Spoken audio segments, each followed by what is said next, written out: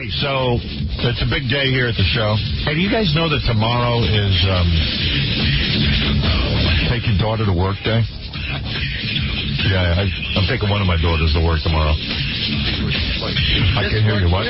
But how come I can never hear you? I don't know. You got to get on the microphone. Between your mic and mine. No, I think you got to get close to it. Okay. Because now I hear you fine. But usually this is like an inch away. Usually in a broadcast situation, I have to get that close. Yeah, but I think you know after 10 years that you have to get close to this. Okay. Yeah. Anyway, what were you saying? No, the microphone isn't changing. Well, what were you saying? Oh, just take her to a different place. Take her to a different part of the building. You know, that's not a bad idea. Maybe I should take her to corporate. Tell her I'm an accountant.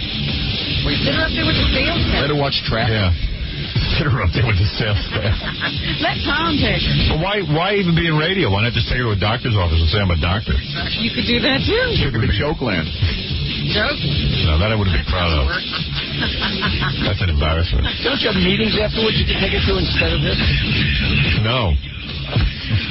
What meeting do I have? You always say you got She can go to the gym? Yeah. Take her to the gym.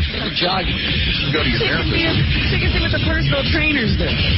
It's weird, too, because like sometimes I have to throw her out of the studio. Like, I know tomorrow we have a guy who sells used panties on the Internet. And it's like, you know, I don't want my daughter in here when I talk to that guy. You dig? Yeah. That's when Gary takes her on the tour of the rest of the station. Right. Let her see the other departments. Like, let her sit back there with Scott for a while. Let her watch Scott's. Nah, she wants to be with her dad. Yeah, but she can't learn anything in here. Something bad. Well, No, it's something bad. Maybe I'll just do a music show tomorrow. You know what I mean? I'll do like a... And then she can spin a record. Yeah, I'll play some tunes. Hit a button. Yeah, I said to her, you know, I don't think there's another job like this in America. There's nothing to learn.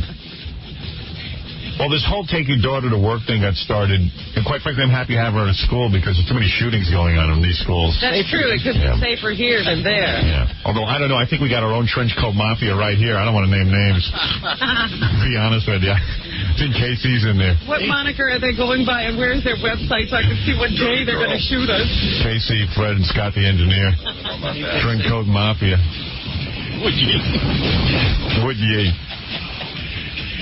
Come into their black coats and blow everyone away. I mean, if you see a kid in school in a black coat, get rid of him. Actually, I mean, it sounded like a cool outfit. It was like black trench coats. No, it was black trench coats and black eye makeup. Yeah, but they also wore fatigues. Oh, they did? Yeah, well, that's that cool. under the trench coat. I never dig fatigues. Yeah. Fatigues never look cool. And they always say, they're going to blow up the school. Yeah, and you never believe them. Because who would blow up the school? You go, yeah, well, what are you going to do after that? Kill yourselves?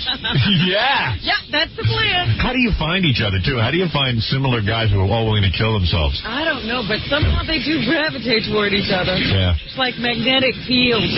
Yeah. It's like, how do you find 3 other kids in the school who are willing to kill themselves? With you. Yeah. It's too much. Do they have like a big leader or something like that? I don't know. It just says like they arrested 2. The 2 shot themselves, and then they arrested 1 more. Yeah, they said one of the kids' fathers had his own home recording studio, and his mother tried to make albums. Very strict disciplinary. No kidding. Yeah, food is French onion soup. But the worst part of it all is that they say, you know, like when they were shooting people, one of the guys was saying, this is because you made fun of, I got made fun of last year. Yeah. Did you hear Captain Jenks' phony phone call? So like, everyone was calling here, like, I put him up to it, and I was like, oh, please. Well, you know what? Congressman Serrano called. He was upset about the phone call. And I'm like, Jenks. I have nothing to do with this. We don't even hardly know Jenks. I know. He is a lone operator. He'd be in the trench coat mob. In the middle of like this horrible shooting, 25 people dead, you know, kids. So I have it because Laura sent it to me on my computer. This is really cool technology, aside from the fact that this is a phony phone call. She can just capture it right away and send it to me on my computer, the whole file. Here, I think this will work. Let me see if I can do this on the air. It's interesting technology, but we're not sure it works. Well, you never know. Here, wait. I don't know how it'll sound. I'm playing this off my computer. Okay? Here you go. Sarah Spalding from Swedish Medical Center has an update for us, and this was an interview recorded a short time ago. 4 of the injured are at Swedish Medical Center. Oh, Sarah's on the phone with us. Sarah, can you give us an update on the conditions? Yes, so far it is 18 people that are critically injured. We don't know much more past that, but we do know one thing. The gunman was Howard Stern. He was shooting up the whole school. It was ridiculous. He was angry because nobody was watching his Saturday night television. Apparently that was not Sarah Spalding, and someone else is calling in and posing as somebody from one of the hospitals that we've been trying to talk to today. So, We do know at Swedish Medical Center that we have 4... So anyway, then. So Congressman Serrano called you? Yeah, everyone called. He wasn't the only one. They were like, well, how can you guys be doing this? And I go, listen, I don't have anything to do with it. You're home asleep. Yeah, I mean, the listeners have been doing this on their own for years. You know what was really funny was not only were there phone call pranks, it was reported that these guys had a website. Oh, yeah? So people were going on and creating websites instantly and writing messages on them like they were the Trenchcoat Mafia. Yeah. And they found that all of them were fake. Meanwhile, I know some band, like in about a year, is going to call themselves Trenchcoat Mafia. Yeah. I thought that right away. I said, ooh, cool name for a band. Yeah, Trenchcoat Mafia. Perfect. And John's like, I can make an album. He's taking the name. Finally, there's a good name. Yeah, because he has the worst name. What's the name of his band? What is it now? Although Jackie's wife has the worst name for bands. Yeah. Scoldies. Really bad. I've grown to like that. Big Orange Marble. And I've grown to like that. You better like it. You're financing the whole thing. You're completely jaded. I might be. Scoldies and Big Orange Marble. Big Orange Marble wasn't so bad. Scoldies. Well, Big Orange Marble it's only because you said it several times. You don't remember your initial reaction. Yeah, I mean, it wasn't so... But John has the hardest time. What was the name of his band? Josie Sang? Yeah. That was the worst. That was after Rock Slide and before the Bad Trees. The Bad Trees, yeah. And he wanted to name it at one point Pilgrim State. Yeah, I remember there was a P one. Pilgrim State. When was the Wait, Rubber Beaver and Mund was another name. Yeah, Mund. I told him to name it Mund. Mund is actually better. Yeah, I said, John, name it Mund. Mund is the closest to a decent name. Yeah. But what's it called now? Stuttering John. Stuttering John. Oh. Remember that. Yeah, Captain. Hey, good morning, Howard. Yeah, just played your call. Everyone blames me for that. Would you tell people I don't put you up to that? No, I did it on my own. I know. Well, you know, I mean, that's horrible what happened and all, but I mean, actually what was going on was the feed that was going on that they were syndicating went over MSNBC, CNN, and just about every other station that was doing coverage of it. Right. So a lot of people saw that, and I got 64 emails within 5 minutes of the call. So it was. Well, I got the other 100,000. Yeah.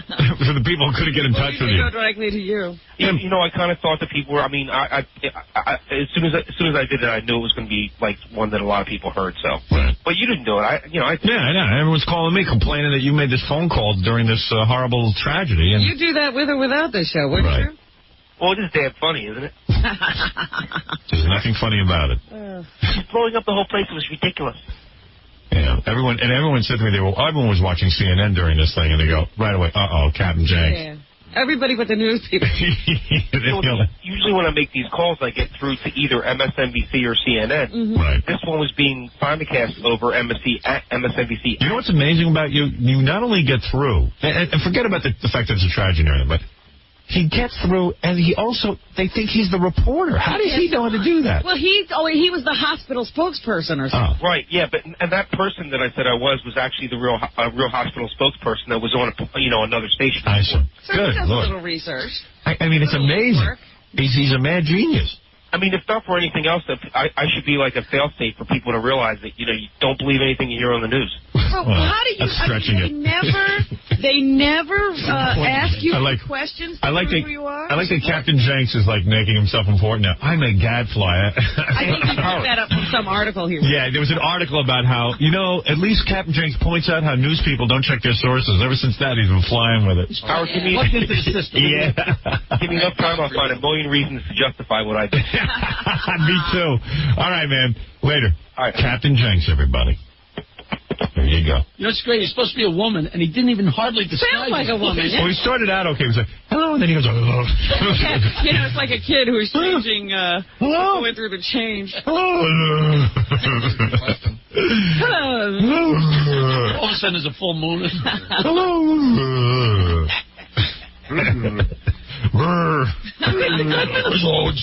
Hello, it was Howard Stern. Spalding from Swedish Medical Center has an update for us, and this is an interview recorded a short time ago. 4 of the injured are at Swedish Medical Center.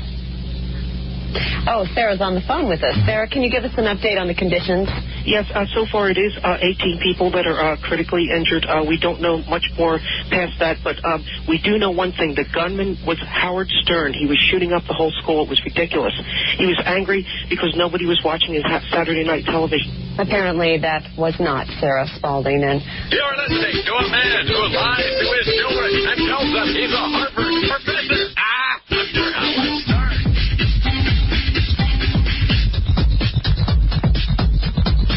Rock Radio, K-Rock. Rock Radio, K-Rock. Welcome to the Howard Stern Show. We offer introductions to some of the loveliest ladies of Russia and Eastern Europe. Later this week, Julia Roberts will be here. That's right. On Friday, Julia Roberts will be here. That's what I told my daughter. She wants to come in for, bring your daughter to work Yeah, day. she should be here Friday, right? She come Friday to Julia Roberts, but then I'm glad she's not because I'm going to want to ask Julia Roberts sexual questions. That's true. It'll be embarrassing. Julia Roberts is hoping you bring your daughter. Yeah, right. See, if I had my daughter here, Julia Roberts would get a nice Entertainment Tonight type interview. That's right. It would be, the Jay Leno show. Yeah, tell me about your last project. That's the way to keep me in line. The best day for my daughter to be here is Saturday, actually. That's where I'm at my best. Yeah, why don't you come in with her then? Boy. No, that's no fun. She likes to watch me squirm. Yes, Xavier claims to be a member of the Trenchcoat Mafia. Oh, please. What is that? That's the shoot-'em-up group. Yes. Yes, Xavier. I have a message before you can ask questions. Okay, can I please do that? You have what? I have a message I'd like to say. All right, let me hear the message. Things must change. I'm a member of the TCM Eastern Division. There's 45 members altogether. We're tired of the rich families, the athletes controlling the schools where we don't have the rights to participate, and we are looked down upon. Things must change. We're willing to die for this. So is the Trenchcoat Mafia... Well, it will change if you die. Isn't the Trenchcoat Mafia just something local into this Denver high school? They don't know. Oh, they don't know. You're saying it's widespread. I don't want to get into fine details about this. There's 45 members. That's all I'll tell you. And where do you live? Western Division. Well, where are you from? I'm from Pittsburgh. And you're saying as far away as Pittsburgh has a Trenchcoat Mafia? We're spread out. There's only a few of us we met on the Internet, and we're tired of this.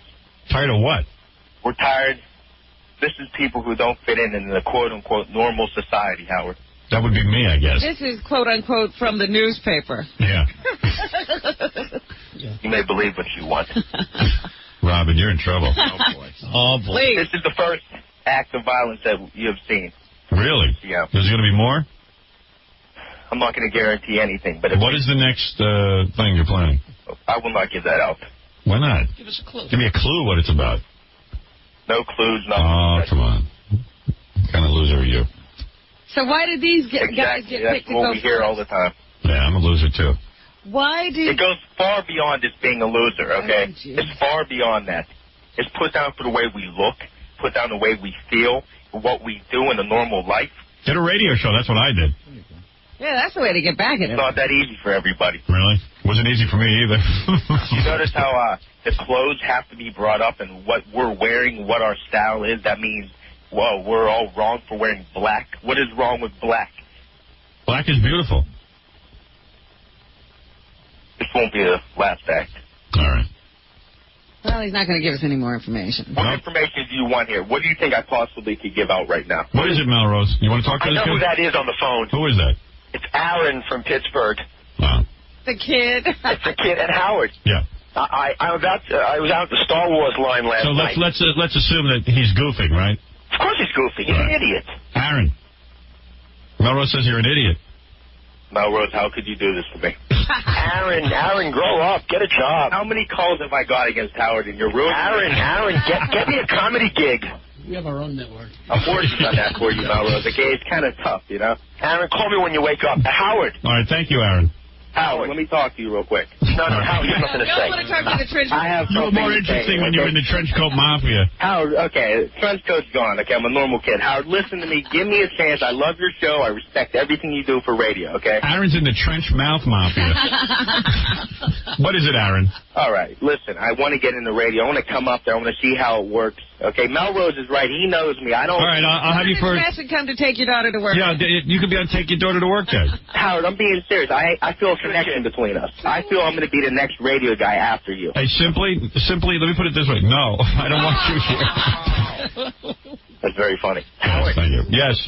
Not to change the topic, I was in the line last night for the Star Wars people. Yes. They're all fans of yours. Do you want me to go down there right now? Who? Go for it, Larry. The lines. Remember I told you there were people lining up at Star Wars already? Of course they're my fans. Who else would be out there? Who else has the time? Who else?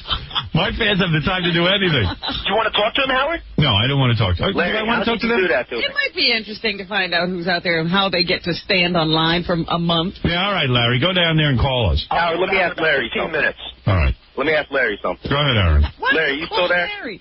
Yeah, why do we have How to could listen you do this to me? You know this is my fun thing. But You my know, in people life. died yesterday. You and Captain Jank want to go to a mental hospital. Who are you? Look who's calling you mental. Yeah, look who's saying this. Wait. Hang on a second. I help you out, buddy, and you're doing this to me. Hey, but seriously, Melrose Larry Green. I don't ever hurt anybody in my activities on the Stern Show. I brought you to Pittsburgh, had a book signing at the Dairy Queen for you. Aaron, yesterday when Janks made that call, the gunman might have been listening to it. hey, Aaron. Yeah. Seriously, no one believed you were a member of the Trenchcoat Mafia. All right, maybe it was a bad call. I can't be perfect all the time. I know a lot of your calls. Yesterday. I know about Find you. out most of your calls. Don't be. I read about you on the internet. I know about you. Please talk. What? I'm telling you. You want to talk to me? I'm 19 years old, okay? All right. Why don't you I have no come talk to me? ambition but to be on the radio. All right, so call me. Okay. All right, I'll talk to you. You can come down here and visit. We'll interview you. I want to see how it works. He's a kid. But he's in school 19. Where's he? What's he doing? All right, you want to know what I'm doing? Yeah. I'm doing nothing, okay? I went to college. That's not my thing. All right. Well, that's a good way to get in the radio. I know all the negatives. I have a way for you to get into radio. Why don't you just make some signs and stand on a corner? That's right. There you go. See, that's the difference between me and Larry. I'm going to do it the right way, you know. Hey, I like Larry. You know, I don't know why he's doing this to me. I'm really upset. I'm not doing anything. Aaron, the call was in bad taste. In bad taste. It's a terrible thing. And what Janks did yesterday was awful. Everything is open to talk about. No, it's not. Yes, it is. Howard should teach you that. Captain Janks is a weasel. Why don't you go work for Captain Janks, Aaron? Why are you attacking Captain Janks? Did you hear that call? What he said? Yes. So who cares? That's not the point. And the reason why It's an inappropriate call, but what's it got to do with anything? Keep him from shooting somebody. Yeah, but better he make calls than shoot people. We in the whack pack don't even talk to Captain Janks anymore. The whack pack. The whack pack seems to have broken up, actually. Yeah. No, actually, we're having a good time. We love to be good, entertain people. I wish I could become a member, Larry. You're in, Aaron. You're a good kid, but don't make calls like that, Aaron. All right, thank you, too. Why don't you guys call each other privately? Call. Howard, please. What? Is there anything you can do? Yes. Come on, I want, you know. All right, Aaron, we'll have you down. We'll give you a tour of the radio station. Let me talk to someone. Let me. I said, let me just sit wear a there for a you second. come down here, wear a dress, and we'll give you a tour of the radio station, all right? You do this one time. We just said yes. You don't listen. I'll wear a dress and I'll sit in there for a segment. Thank you. And makeup. Yeah, wear pretty and put pretty nail polish on your toes. Because I like that. I'm going to make it the right way. Listen for the name Aaron Silverman after you're done. Aaron Silverman. All right, thank you, Aaron. Aaron Silverman from Pittsburgh, the man. All right, thank you, Aaron. Thank you. All right, Trenchcoat Mafia, Aaron. Listen, I'm in the Trenchcoat Mafia. Yeah, you know, I was like, you know, my agent, Don, our agent, called me and said, oh, you know, he sounded like death warmed over. He said, you're not going to believe what's going on. You got the TV on? I go, no, I don't. I didn't have it on. I was on the phone. So he says, you got to turn it on. There's a whole big thing going on in Denver. I was like, oh, let me check this out. Man, I watched it for 5 minutes. I couldn't even handle it. Yeah. I don't want to see that. This happens. I think it happens because, you know what? Well, they're saying now, why in schools? You know, schools used to be havens or safe places where you only got beat up. You didn't get bombed. I'm not sure why. First I was thinking, well, maybe it's because there's so many guns in the United States. Seriously, you never see this anywhere else. You don't see this going on anywhere else in the world except the United States. Think about it. They have that shooting over in Scotland. There was a person who came into the school and shot that's a everybody. And they're not even supposed to have guns over there. Yeah, there's a lot less of it. Let's put it that way. That's true. Yeah. But we have, you know, the market on mass murder. I know. And serial killing and that sort of thing. Yeah. But these kids, like, they found each other and they formed a little group, Trenchcoat Mafia, and they weren't the cool kids. They were the losers, supposedly. But the fact of the matter is, they sounded like they were walking around. They had a whole look. They had, like, big black trench coats, black spiked hair with black eye makeup. They sound like Marilyn Manson. Right. Yeah, but nobody liked them. I wish I had a look like that in high school. So you could have been alone and... No, because I think that would have been very hip. They weren't, though. I know. That's what I'm saying. They had the 4 of themselves. What's weird is the problem is they're not part of any group. Except the group they want to be. But they had a cool name. They had Trenchcoat Mafia. They want to be a part of every other group. Right. Well, it was Adolf Hitler's birthday yesterday, so... Yeah, they were celebrating. Yeah, they were into Adolf Hitler. I think those kids get into Hitler. Yeah. So they're really going to be popular. Yeah. What's your thing, Hitler? Somebody asked me yesterday, they said, what are your hobbies, actually? Like, what are your interests? And I said, like music, maybe? You don't even know. I don't even know. I said, I work. I work and I sleep and I eat. Well, isn't your interest in work? Yeah. All right. I said, if they don't pay me, I shut down. But I like to sit with the dog on the front lawn. You watch TV. That's TV. That's what I said. I said TV, comic books. I read a lot of those. I love comic books and television. You love movies. So this person said to me, you're like 12 years old. You're like the Trenchcoat Mafia? Yeah. I said, I know. Except I just don't kill people. Where's your duster? What's the idea? What's the odds, though, of 4 kids in a high school finding each other and all willing to kill themselves and kill other people? Well, that's really weird. Isn't that amazing? But a while back there was that suicide pact thing going on. Yeah. So sometimes these kids do find each other.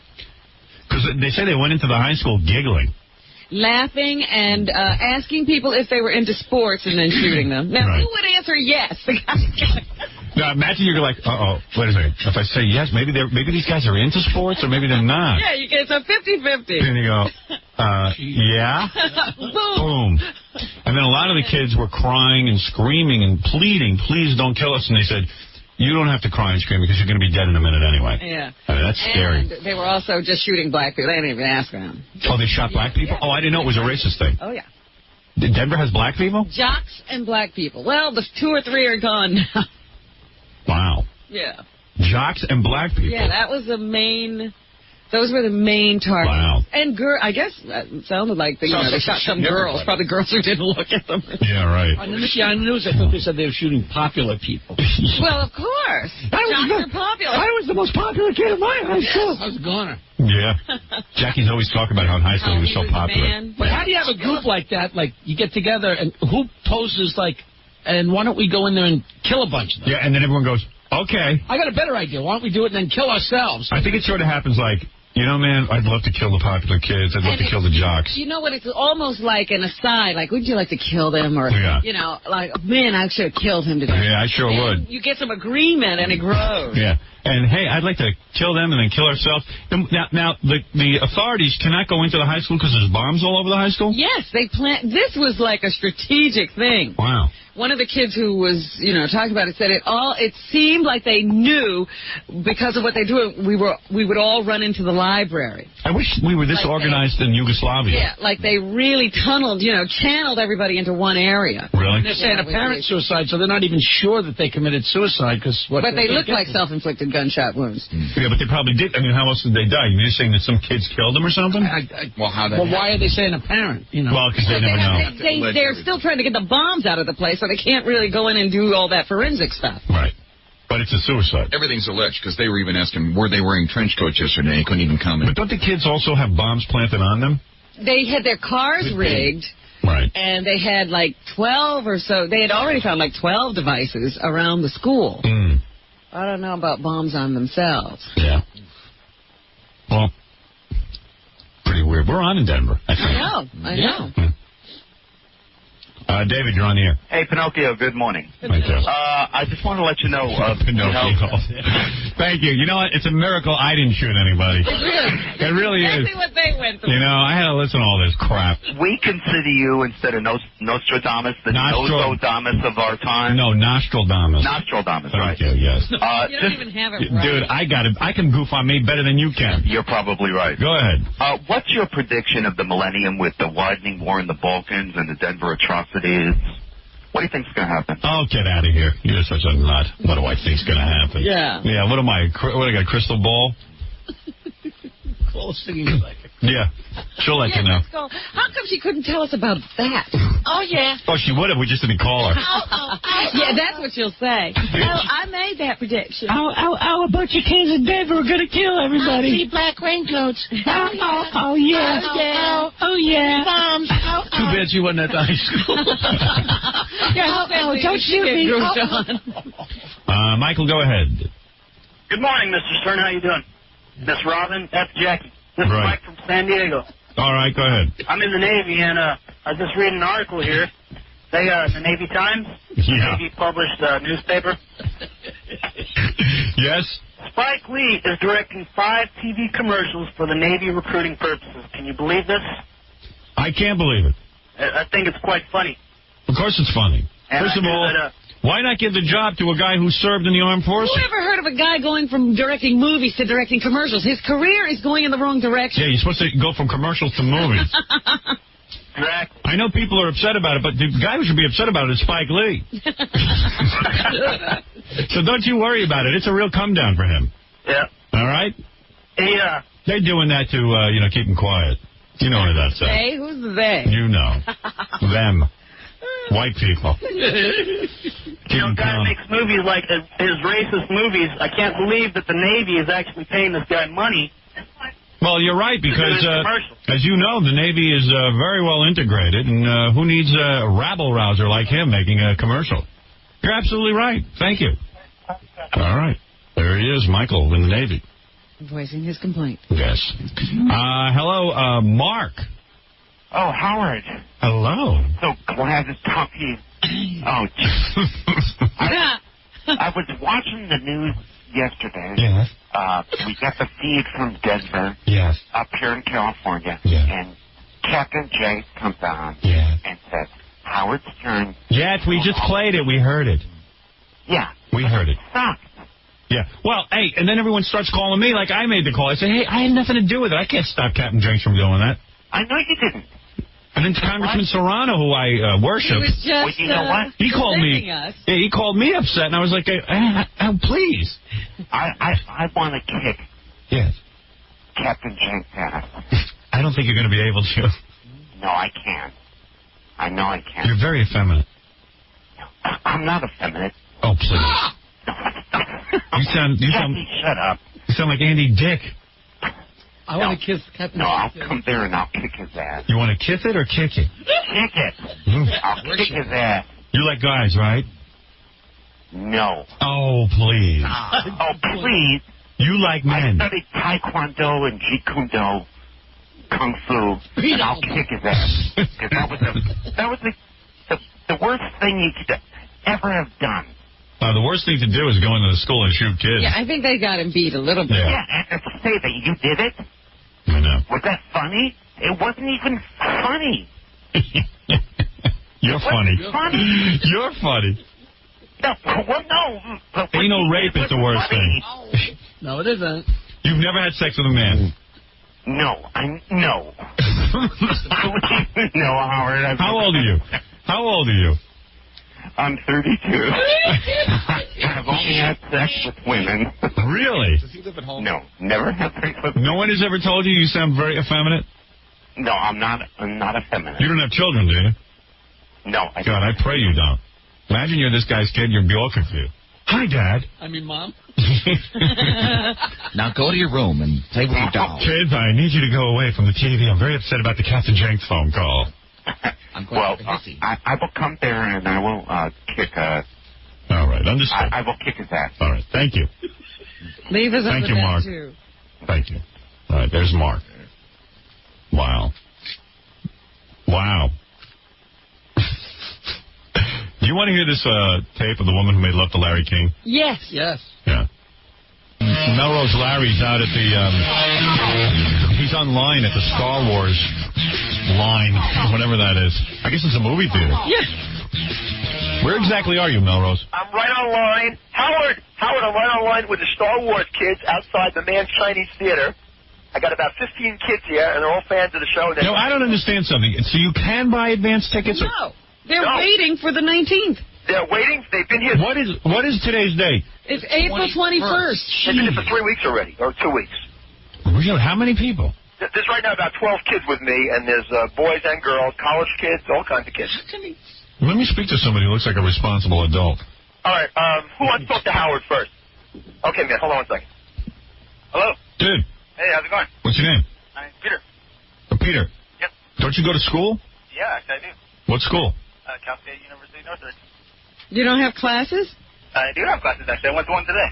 So how do you stand online and then go to classes? Don't you lose your place in line? No, the way we do it is we actually have, we all accumulate hours.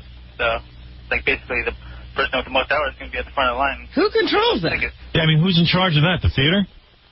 No, our group is. We all have it all planned out like that. Yeah, but what if, like, some other guys come along and go, who cares about your hours? Hours calculations. Any other guys that come and say that, they get to go right behind us. Why would they go? Tell Melrose to shut up. He said, shut up. My bad, Howard, my bad. I mean, who can do an interview with him screaming? Look out. Screaming crazy. Yeah. So, okay, so how many hours have you logged so far? Personally, since April 7th, I've logged near about 120 hours myself. Jesus Christ. And the great thing about that, actually, is that we're actually sponsoring Starlight Children's Foundation, so we're making a lot of money for every hour that we're out here. Dude, wouldn't it be easier to... You know, I was saying this yesterday. Wouldn't it be easier just to, like, wait for the movie to come out? And so let's say you see it the third day. We are waiting for the movie to come out. Yeah, but I mean, like, why not just see it the third day? You have to be the first one to see it? Yeah, why not? Well, like, aren't you a little embarrassed, I mean, to just, like, keep this hype going? Your life? I mean, like, George Lucas spent less time making the movie than you are waiting for it. Yeah, but the charity is what gets us out here the most. No, bull. Bull? What do you mean, bull? I mean, you're out there because you have the Star Wars Festival. But you know what I would do, man? Why don't you fly down to Florida and watch it the first day? Those theaters will be empty. Nah. All right, so I'm going to pass the phone to somebody else. Nah, that's all right. That's all right. It's skeeving me out. We got a girl here. Hold on. I don't care. Do you care about this? Let me speak to Melrose Larry. What was that? Let me speak. Are you a hot chick? Allegedly. Yeah, let me speak to Melrose. Okay, hold on. Howard. Hey, Melrose, Captain Jenks wants to yell at you. Captain Jenks? Yeah. He's so desperate for airtime. No, hold on. I don't want to yell at you, dude. I just want to know what the hell you bad-mouthing me for. Tom, yesterday, when this event was going on, you make that phony phone call. The gunman had people in the room. People could have died because of your phone call. Because of my phone call? How do you make that? Yeah, how do you figure that? Because this event was going broadcast on live TV. Yeah, but do you think the kids in the school were watching TV? Of course they were watching TV. And even if TV. they were, what did my call have to do with it? Tom, why don't you do something good with your life? Oh, Melrose, you're standing outside a theater and line watch Star Wars. You're such a desperate guy, man. You know what? You are so jealous that you didn't do that call, aren't you? Jealous what? Jealous that you forge Howard's name in books? No, that's jealous what it is. that you steal money from Crackhead Bob and Kenneth Keith Kallenbach? That's what it is. Jealous? You're so jealous. Jealous that I don't pump gas? Hey, jealous that I'm not an adopted kid like you? You little weasel, Captain Jenks. Kiss my ass. Hey, Melrose. Howard. What is it like not to have a life of your own? Well, there they go. Melrose, it's really sad because, Tom, you're Tom Melrose. Tom. Melrose. Yes, Tom. I don't understand what your problem was with that call. Why do you Because it's in bad taste. Well, when is the appropriate time to do those calls? First of all, the call wasn't Should I pick and choose? It wasn't even funny. It wasn't funny. Ponce de la Phone makes real good calls. You're right, he does, but that call was funny, too. Dude. Ponce de la Phone, who runs my website, which I won't even mention. I don't need to do like that. It's another thing. You're always plugging your stupid website. You're not even a fan of the show, man. You're a fan of Captain Jenks. I'm a fan of the show. Melrose. What do you mean he's not a fan of the show? You steal money from Crackhead Bob? He stole money. Tell him how you stole money from Kenneth Keith. No, that's not true. Did you steal money from Crackhead Bob? Melrose, you're getting your information secondhand. All right? Where can you get this kind of information firsthand? He didn't talk to Kenneth Keith on the phone. He'll tell you. Listen, Melrose, I just don't... Kenneth Keith, I got his phone number. You want his number off the air, Howard? No. They can call him. And listen, Melrose, I just don't understand why you're bad-mouthing me.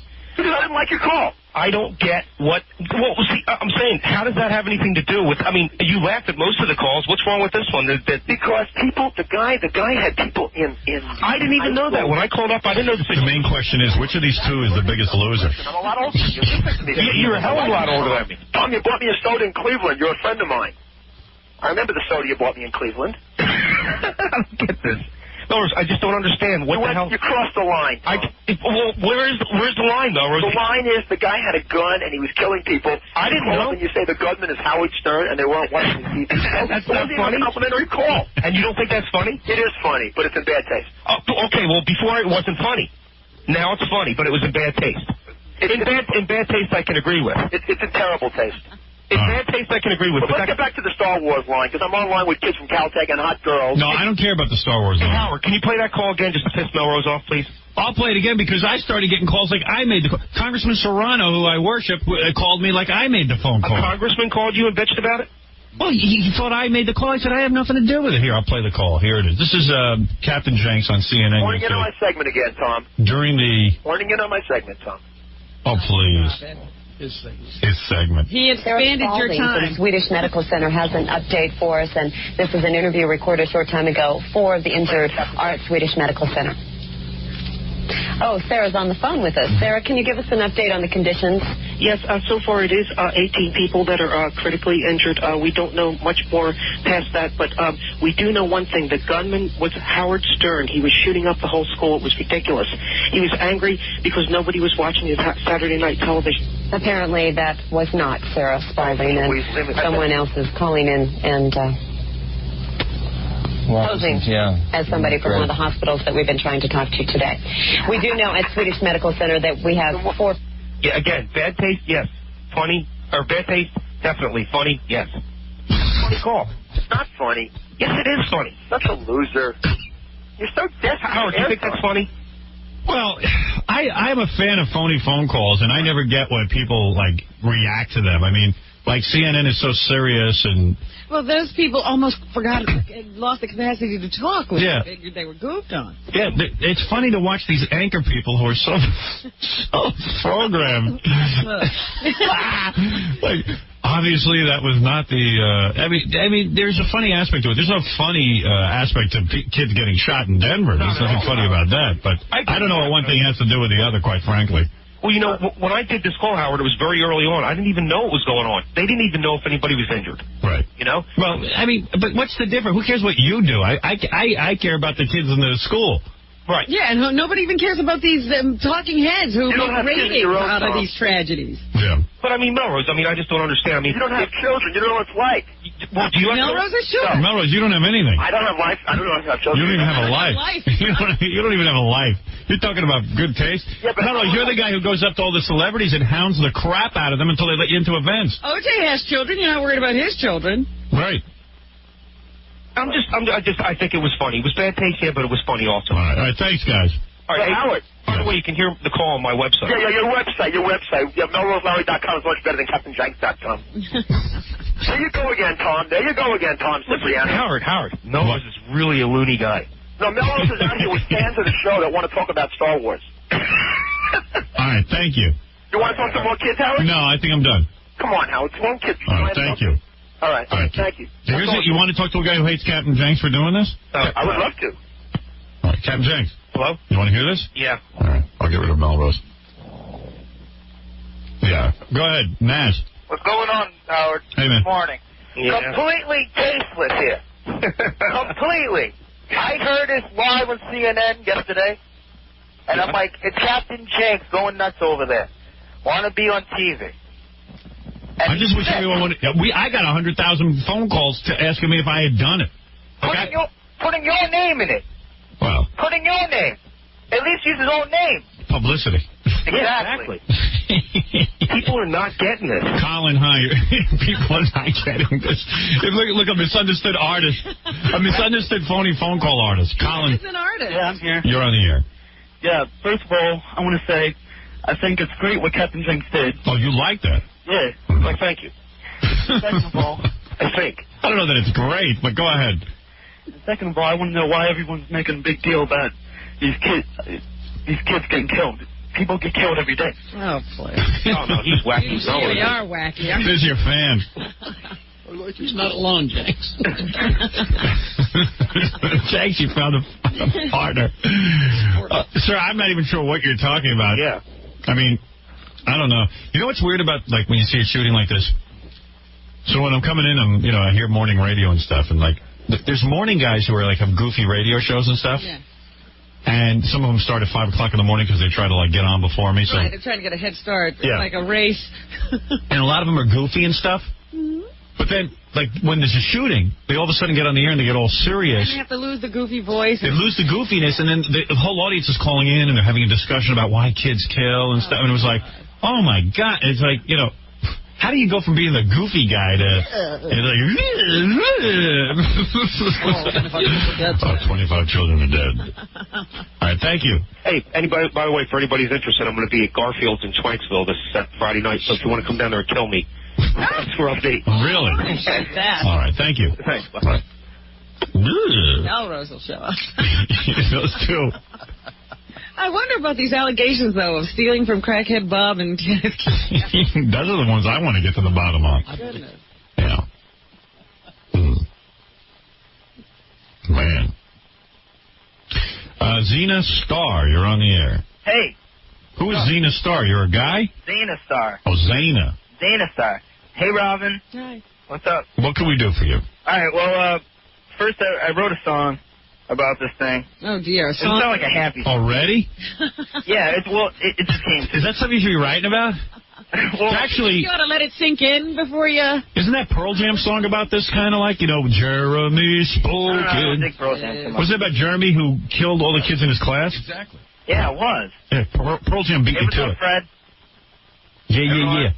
What's up? All right. Go ahead, sing your song. All right, let's hear your song. I knew there were these songs. Well, see, when I did it, John said, he couldn't hear my voice. Well, let's hear it.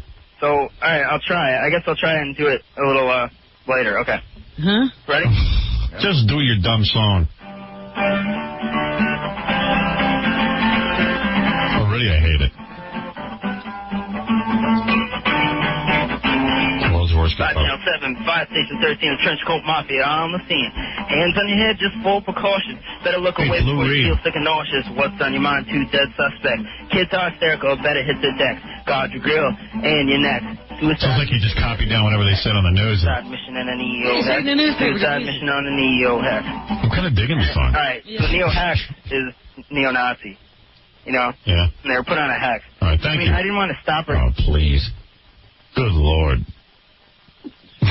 Well, I'm sure the record companies will be calling. Yeah, he's pretty talented guy. Todd, you're on the air. Hey, I just want to say I am from Jefferson County, Colorado, and I've had friends today that went to Columbine, and you guys had a few things wrong about the situation, and I didn't know if you could have any answers. Like what? But, well, about they did actually have bombs on them. Yeah. Okay. And because you guys were debating about that earlier. But, these guys were calling in making jokes about this. This is not a funny situation out here. Of course not. No, of course it's not funny. Who thinks it's funny? Who said it was funny?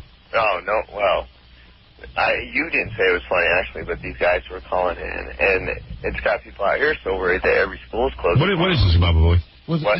I'm sorry, this is really funny. Like, all the phony phone callers are really mad at Jenks. It's almost like, when prisoners are mad at the child molester. Right. So this King of All Rednecks... That's a good one. Left this on my voicemail, like, right after it happened yesterday. Hey, Gary, this is Scott from L.A., King of All Rednecks. Hey, listen, today that idiot Jenks made a phony phone call right after all those poor kids got shot and killed. Anyway, he's a complete tasteless piece of shit. Wow. And gives anybody who has fun having a phony phone call every now and again a horrible name. Anyway, please do everybody a favor and tell that piece of to get a life. And do everybody who loves a good phony phone call and enjoys making one now and again, do us a favor and don't play that on the air because the guy's a complete imbecile and it's just a complete classless pile of crap. Feel free to play this to him if he calls in. You're right. It's like when the prisoners go after the rapist. It's a strange line. The kind of criminal that's worse than us. I had no idea that phony phone callers have a line. I didn't either, because they've called through every other tragedy. I know. Bombing in the city. The bombing in Oklahoma. World Trade Center bombing, they got called. Yeah. I don't know. I guess they have a line, these guys. Kids, is it? Maybe kids. I don't know. But see, like, when I heard about it yesterday, I got a phone call at home from a friend who was really upset by it. Right. And he said, I love the show, but I got to tell you, when it's kids dying, it's not funny. And I said to my friend, well, it's not really about the kids dying. It's about people at the news who are so hyped up to get the scoop, they don't check anything. Yeah, I see a difference. I really do. Yeah, you didn't call the school. Yeah. He's not poking fun at the kids. I think it's like these... I don't know. Those news shows, I don't know. It's like, when... I see a difference, actually. I actually do. You think it went over the line? No. I'm saying I see a difference. Right. I see a terrible tragedy happening. This is about the people who report on the tragedy. Right. This isn't about the tragedy. I don't know. I see a difference, but, then again, I'm completely whacked out. I read comic books and watch way too much television. But I don't know why this particular tragedy is not to be touched. Yeah, I don't know. But there is a line, I guess. I don't know. I would like to know what it is, because I called in every other one. It's like when you make jokes all day about everything, and one guy calls up and says, wait a minute, I know a midget. Right. Right. I mean, it's not funny to see kids get killed, but I don't know that. There was a big phony phone call when there was like an airline crash in North Carolina. Yeah, I know. When the building was burning the other day, they were trying to save that guy on the crane, somebody called. Well, that was the one I didn't like. I think that was out of hand. Trenchcoat Mafia. Do you think they'd be the cool kids in the school, wearing black trench coats and wearing black eye makeup? Well, see how you got it all wrong? Yeah. I'm thinking, wow, they must have had something going on. You've got it all wrong. So they hated the jocks and they hated the black people. Yeah, and the jocks used to pick on them. Oh, they must have been real weasels. They must have really been losers. What? I guess that's their excuse, right? I guess. Who knows? They're dead now. I got picked on all the time in high school. I never thought to kill anybody. And also, if you were a loser, I would have to agree with that. Right. If you were a loser, you weren't part of any group. You were just a loser. Right. These guys organized. Yeah, they organized and killed everybody. How outrageous. How do you find other losers to kill everyone and kill themselves? Because I knew kids like this, but mostly they sat in the back of the class and didn't talk to anybody. Right. Because they had no friends. But these guys all united. Yeah. And once they were united, they had a group. Don't let your losers clump. That's the whole See, this is the real Revenge of the Nerds. Yeah. Revenge of the Nerds is, because I watch, whenever Revenge of the Nerds is on TV, I watch it. And I even watch Revenge of the Nerds 2 and 3. Yeah, you watch all the sequels. Yeah, I like Revenge of the Nerds, but this is the real Revenge of the Nerds. See, this is a movie. If it wasn't real... This is Heathers. It is. Yeah. Howard, did you have people in high school, do you remember people in high school who sort of fit this bill, who were, like, so weird that everyone knew who they were? Yeah. Because I had a girl in my school. That would be me. Nobody knew who you... I was, like, just invisible. Yeah. I just wanted to get out of high school. These guys were the known weird. I had a girl in my school. But they didn't pull out an automatic weapon and shoot you, though. You see, there were weirdos in my school, but most of them were just, like, geeks. Well, see, I had this girl in my school, right? She was a regular American girl, but she was Buddhist. She was Buddhist. That's already weird. And she got up and she told everyone how she thought she knew she was going to come back and be reincarnated as a cow. So and can I tell you, she was not an attractive girl to boot. Right. So She already looked like a cow. I remember we had this long block to my high school, and she'd be walking up and down it every day, and people would just drive by, roll down the windows, and go, "Hey, there goes the cow!" Yeah. I mean, this girl was tormented. It's a miracle she didn't kill everyone. Right. Yeah. You see, you gotta, some kids are really pushed to the edge. Yeah, we had a girl in our school, and it was an all-girls school. The cow. Who was a Jehovah's Witness. Oh, that's bad. And that was, we made her life miserable. Yeah. I'm trying to think who that kid was in my high school. Well, I know who it was. We had, geeks and retards. But they didn't clump together. No. Yeah, they were always loners. But we would look at that girl and say, hey, you got any of those books on? You got what were they, Awakenings and all those magazines? Did you have to go out and sell your magazines today? There was a girl in summer camp who always got picked on. She was fat. She had real white skin, so if she went out in the sun, she got hives. And then all the time she had hives, and she, you go to camp, you get, some mosquito bites. She was always covered in mosquito bites. She'd, break out. Yeah, she was always, she always had, she had to go to the infirmary for 2 days because she had so many mosquito bites. And I don't even understand it. And, she was just like a loser. Yeah. See, she'd clumped up with about 2 or 3 other losers. She would have taken us out. I'm telling you the truth. I don't want to mention names. I think we got our own trench coat mafia right here at work. We keep them separated, though. They have not organized. Yes, we do. Yeah, there's only 45 in the country, so. It's an army of one, Ron. Now, what is that? Is there any truth to that there are 45 trench coats? No. I have no idea. Oh, you're talking about that kid who called. Yeah, exactly. Did you catch the rumor that they... Funny how they already have an acronym for their name, though. Right. Did you catch the rumor what the significance of yesterday's date was? Yeah, Hitler's birthday. Yeah, I was out there. He would have been 101. Really? I heard it was 110. 110, something like that. Yeah, you think he would have lived that long, huh? Yeah. Senior Wences beat him. Yeah, Senior Wences. You know how old he was? Yes. 103. Hey, I read a report that they're saying in the future, not too far distant future, well, that doesn't make sense, but in the not too distant future, people are going to be living 200 years old. Well, Jackie's half. They're already predicting that. Jackie, you're halfway there. What are we going to do with everybody? No, I don't know. All right, thanks for the call, man. Sure. All right, Manny, you're on the air. Hello? Yeah. Hey, Howard, how you doing? Hey, listen, all those people who call in and say this is a bad taste, they're a bunch of idiots. I swear, all of them. That thing was funnier than hell, and I loved it. All right, thank you. Uh-huh. Yeah. Calling from jail. Skip, go ahead. Yeah, I'm holding for Howard. Yeah, you're on. Howard? Yo. Hey, man. Some of those girls were hot. They're holding their arms over their head and the boobs were bouncing. Oh, yeah. Oh, he's looking at The the girls girls running out of the school. Running out of the school, you support high school. Turning you on. It was cool. You were watching it and you were... Trace this call. There was one girl, man, I don't think she had undergarments on. She was flopping. Guys, man, watch the reports and get excited. Yo, beat it, guys. F Java. Thank you. That's terrible. Now that's your line. Now you've gone over the line. Sorry, man. Thank you. Oh, man. You want to hear the Larry King tape? Yes. I mean, I know we're talking about this Denver shooting and stuff, but... You know, what can we do? How much can you talk about it? What are you going to say? It's a horrible thing, you know. There you go. Oh, yeah. Trenchcoat Mafia. I like the name. I got to give him that. TCM. Trenchcoat Mafia. I would name a band that. And I'm sure now there's 50 bands with that.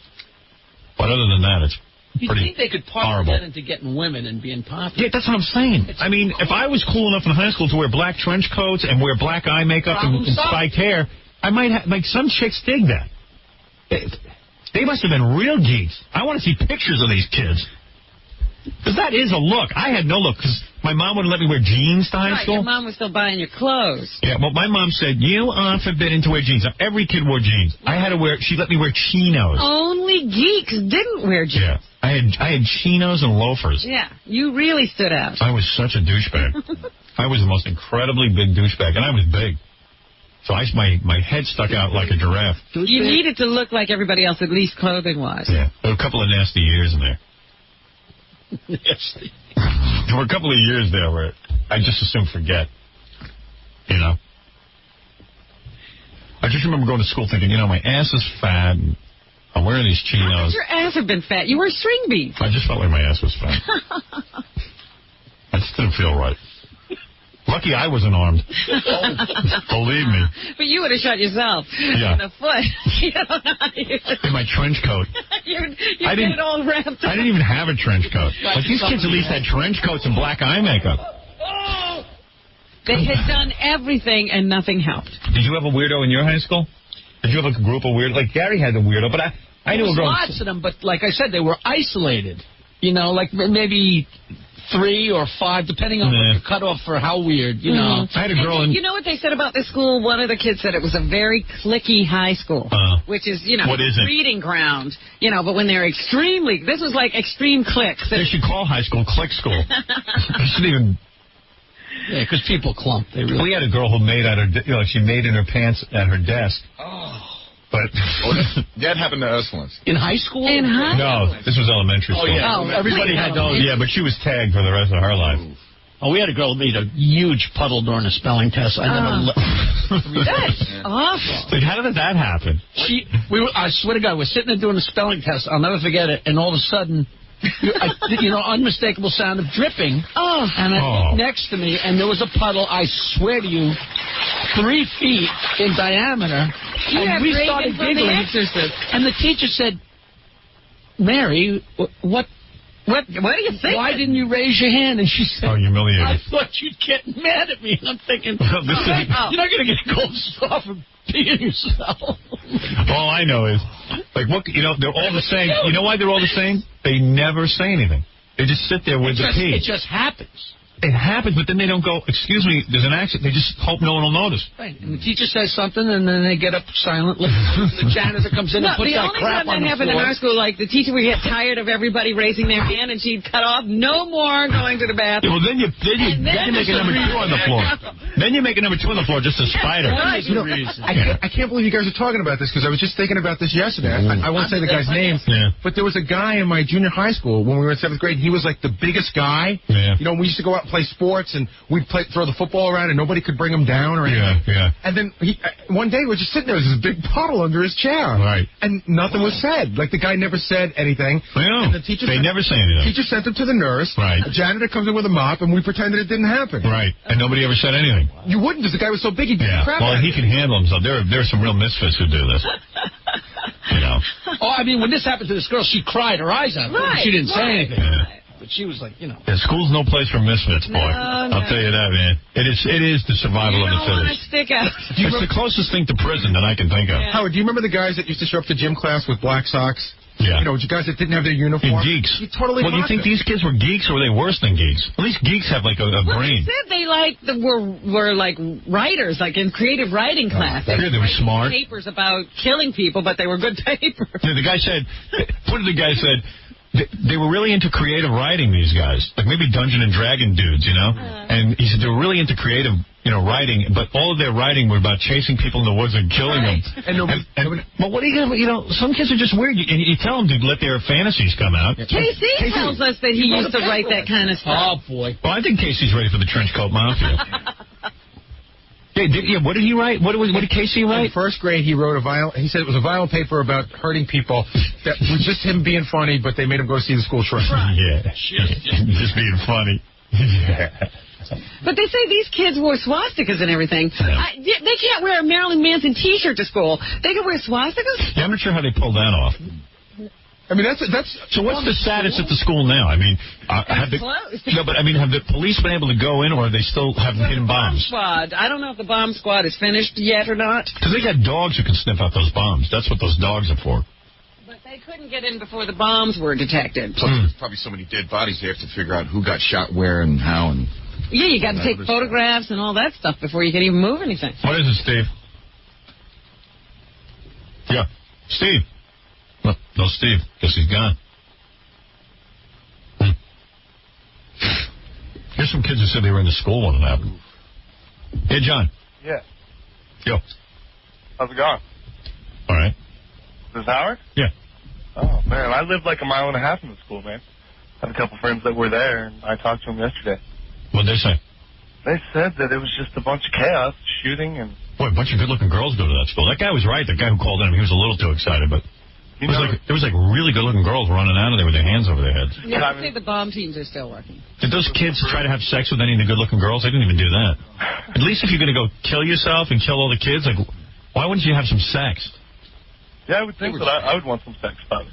Yeah, I mean, if I was going to kill some people, I'd take them out with some sex. I guess they were getting a rush from what they were doing. They said when these guys were really against the good-looking girls because the good-looking girls wouldn't pay attention to them.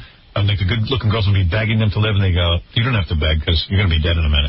Don't cry because you're don't cry. Dead. Yeah. See that one little blurb? Is like there was some girl, she was trying to hide under the table, and he came up behind her and goes peekaboo and puts the gun right up to her neck. Yeah, one guy was saying that a girl was running down the hall and her head popped open. Because she just got shot. Wow. Some people thought they were paintballs at first. Right.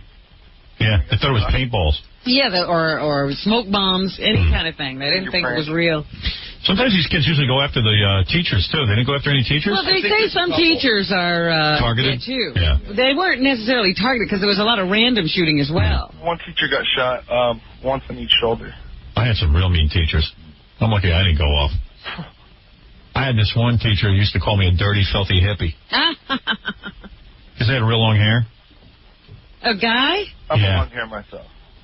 And he liked all the jocks. This is really odd because it's the same as this. Yeah. And he used to say to me and my friend Jack, we used to sit in the class. This guy Jack Davidoff knows what I'm talking about. And we used to sit in the class and he'd go, "Stern, you a dirty, filthy hippie." He wasn't even from the South, but he talked like he was. There a lot of kids. And you never told anybody that the teacher was referring to you, though? I had just gotten out of Roosevelt. Do you think I cared? That was a picnic. It was at least a white guy who wasn't beating me up. This was a picnic to me. This didn't even bother me after a while. Man. And I had a psychology teacher. They started a psychology lesson. She said, "Why don't you talk in class? What's wrong with you?" And I was just like, "You know what? I'm traumatized, you idiot. I just came out of Vietnam. What's the matter with you? I'm shell-shocked. I just grew up in a black community, got my ass kicked every day. Just leave me be." She told me she was going to flunk me because I wouldn't talk. And then I got some other teacher calling me a dirty, filthy hippie. You go, you dirty, filthy hippies think you're so smart, but you don't know anything. And then you give all the jocks straight A's. You give them an A in the class just because they were on the, the football team. Well, if they didn't get a passing grade, they couldn't play. Yeah, I know.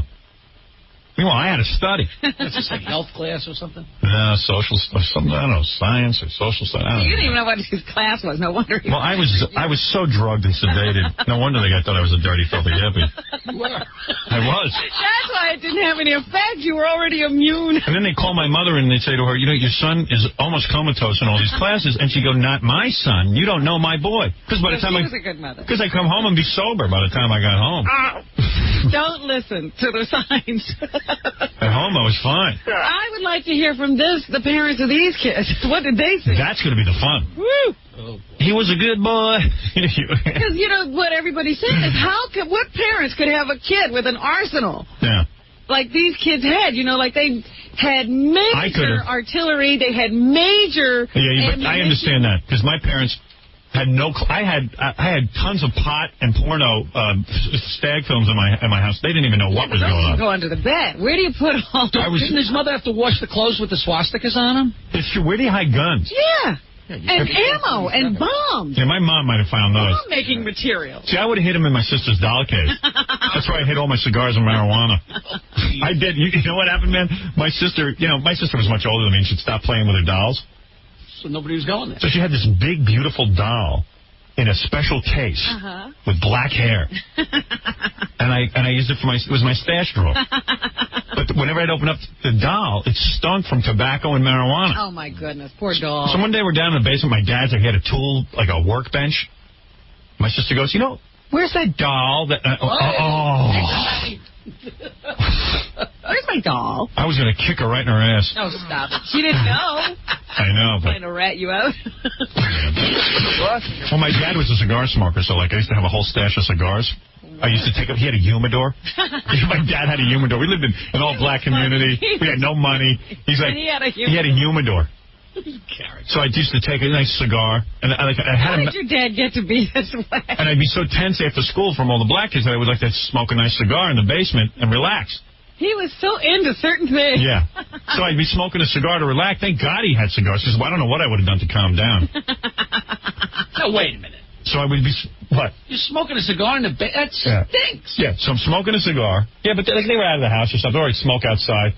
And then they'd come home. And, one time they came home early. Uh-huh.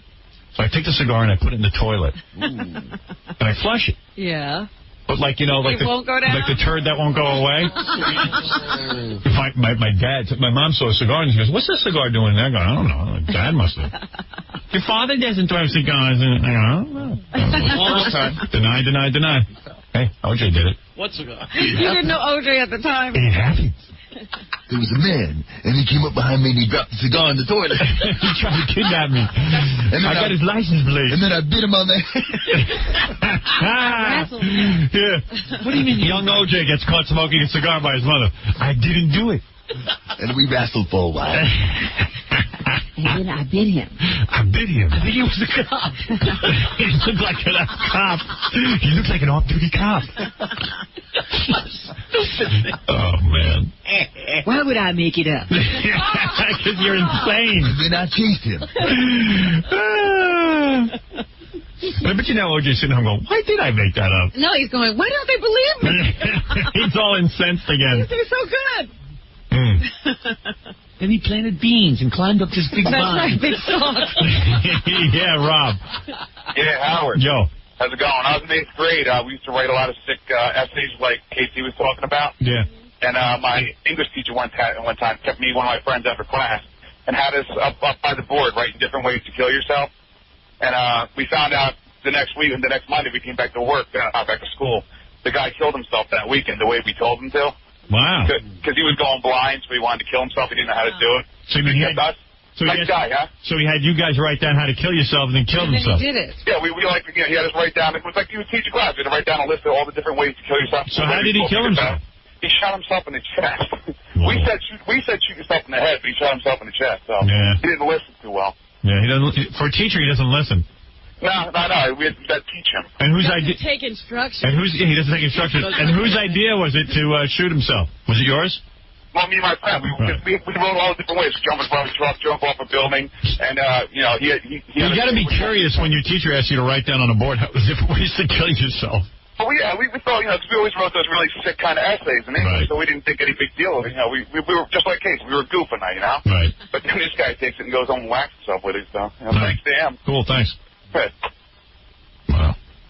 Hey, coming soon to the show, Dwight Gooden, Governor Jesse Ventura, Reggie Jackson Friday, Julia Roberts, and tomorrow, a man who sells used panties on the Internet. And today, we have here, used panties. I'm going to get to the Larry King tape in a second, the woman who slept with Larry King. Pumpkin and Kelly? That's my cat. Oh, for crying out loud. How does he? I don't even know that. Pumpkin and Kelly. I can't believe you have a cat named Pumpkin. He's orange. Is he? Yeah. All right. Very original. I didn't name him.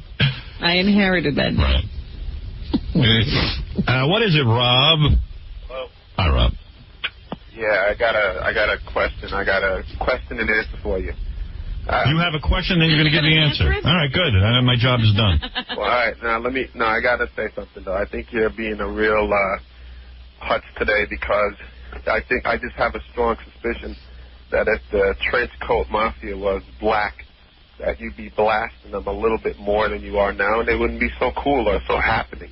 I didn't say they were cool or happening. Don't you put words in my mouth, you punk. Listen, you said the name. You're absolutely... I said in high school, I wish I had a look where I wore trench coats. I didn't even have that going for me. I said, it sounds like that they had some sort of cool group going. Maybe they could have been accepted. But if they were There's black, a big difference.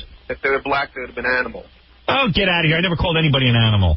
Central Park, you called them an animal. All right, one time I called people an animal because they were traveling around in a pack. All right, listen, if it'll make you happy, these kids are animals. Are you happy now? You satisfied? Yeah. Stop trying to paint me as a racist. No, I'm not.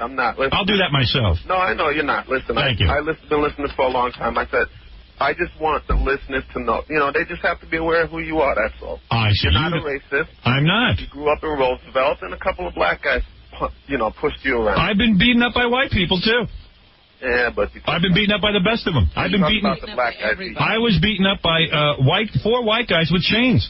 You talk about the black guys beating you up more, though. Oh, I do not. You're absolutely wrong. The white guys only beat him up once. I had more beatings by black men than I did white men, but that doesn't mean I hold any in, that I think one group is better than the other. I got a suggestion for solving all these kids shooting up all this nonsense going on. The easiest way to resolve this issue, I hope everybody's listening, is by implementing uniforms like Catholic schools. Thank you. Got to do it nationwide. That'll work. Thank you. Got to have it. Right. Back to the old standard. Uniforms, Robin. The clothes are making them kill? In a sense, yes. Okay. People are putting on costumes and becoming the character. You would think going to high school in Denver would be kind of like mellow. You know, it's not as tranquil out there as you think. I know, in the hinterlands. Yeah. I figured this talks about, I went away up to here to get away from crime. Yeah. And then some major crime happens. I mean, the high schools here, you have an occasional stabbing, but no mass murdering. Yeah, mass murdering is mostly... we got the metal detectors. They ought to get a lot of the weapons. Yeah, why don't they put metal detectors in schools? You think the last place you need it is Denver. Look, I don't think I could go to a school if there was a metal detector at the door. I can't go anywhere else where there's a metal detector. I know. I wouldn't get an education today. Mm-hmm. All right. I don't want to be locked in with people who might be carrying weapons. Wow. What is it, Captain Jenks? Hey, Howard. Yeah. There's a lot of fallout from this. I just went to the store to get a cup of coffee. Yeah. And I get out of my car, and I'm walking into the store, and some guy gets out of his car, and he recognized me. He walks towards me, pointing his finger at me, and he gets up to me, and he pushes me against the wall. There was a cop in the parking lot, so the cop broke it up. But the guy was flipping out because of the call I made. Really? Yeah. Can I move in your basement for a couple days? Yeah, a lot of people come down. Hey, you got to suffer for your art. Yep. You're damn right, Robin, and I am, too. Wait, here's the call he made. Wait, hold on. I can do this. Hold on. I'm not doing any more calls for a while. I'm This is an interview recorded a short time ago. 4 of the injured are at Swedish Medical Center. You might have gone too far. Sarah's on the phone with us. Sarah, can you give us an update on the conditions? Yes, so far it is 18 people that are critically injured. We don't know much more past that, but we do know one thing. The gunman was Howard Stern. He was shooting up the whole school. It was ridiculous. He was angry because nobody was watching his Saturday night television. Apparently that was not Sarah Spalding, and someone else is calling in and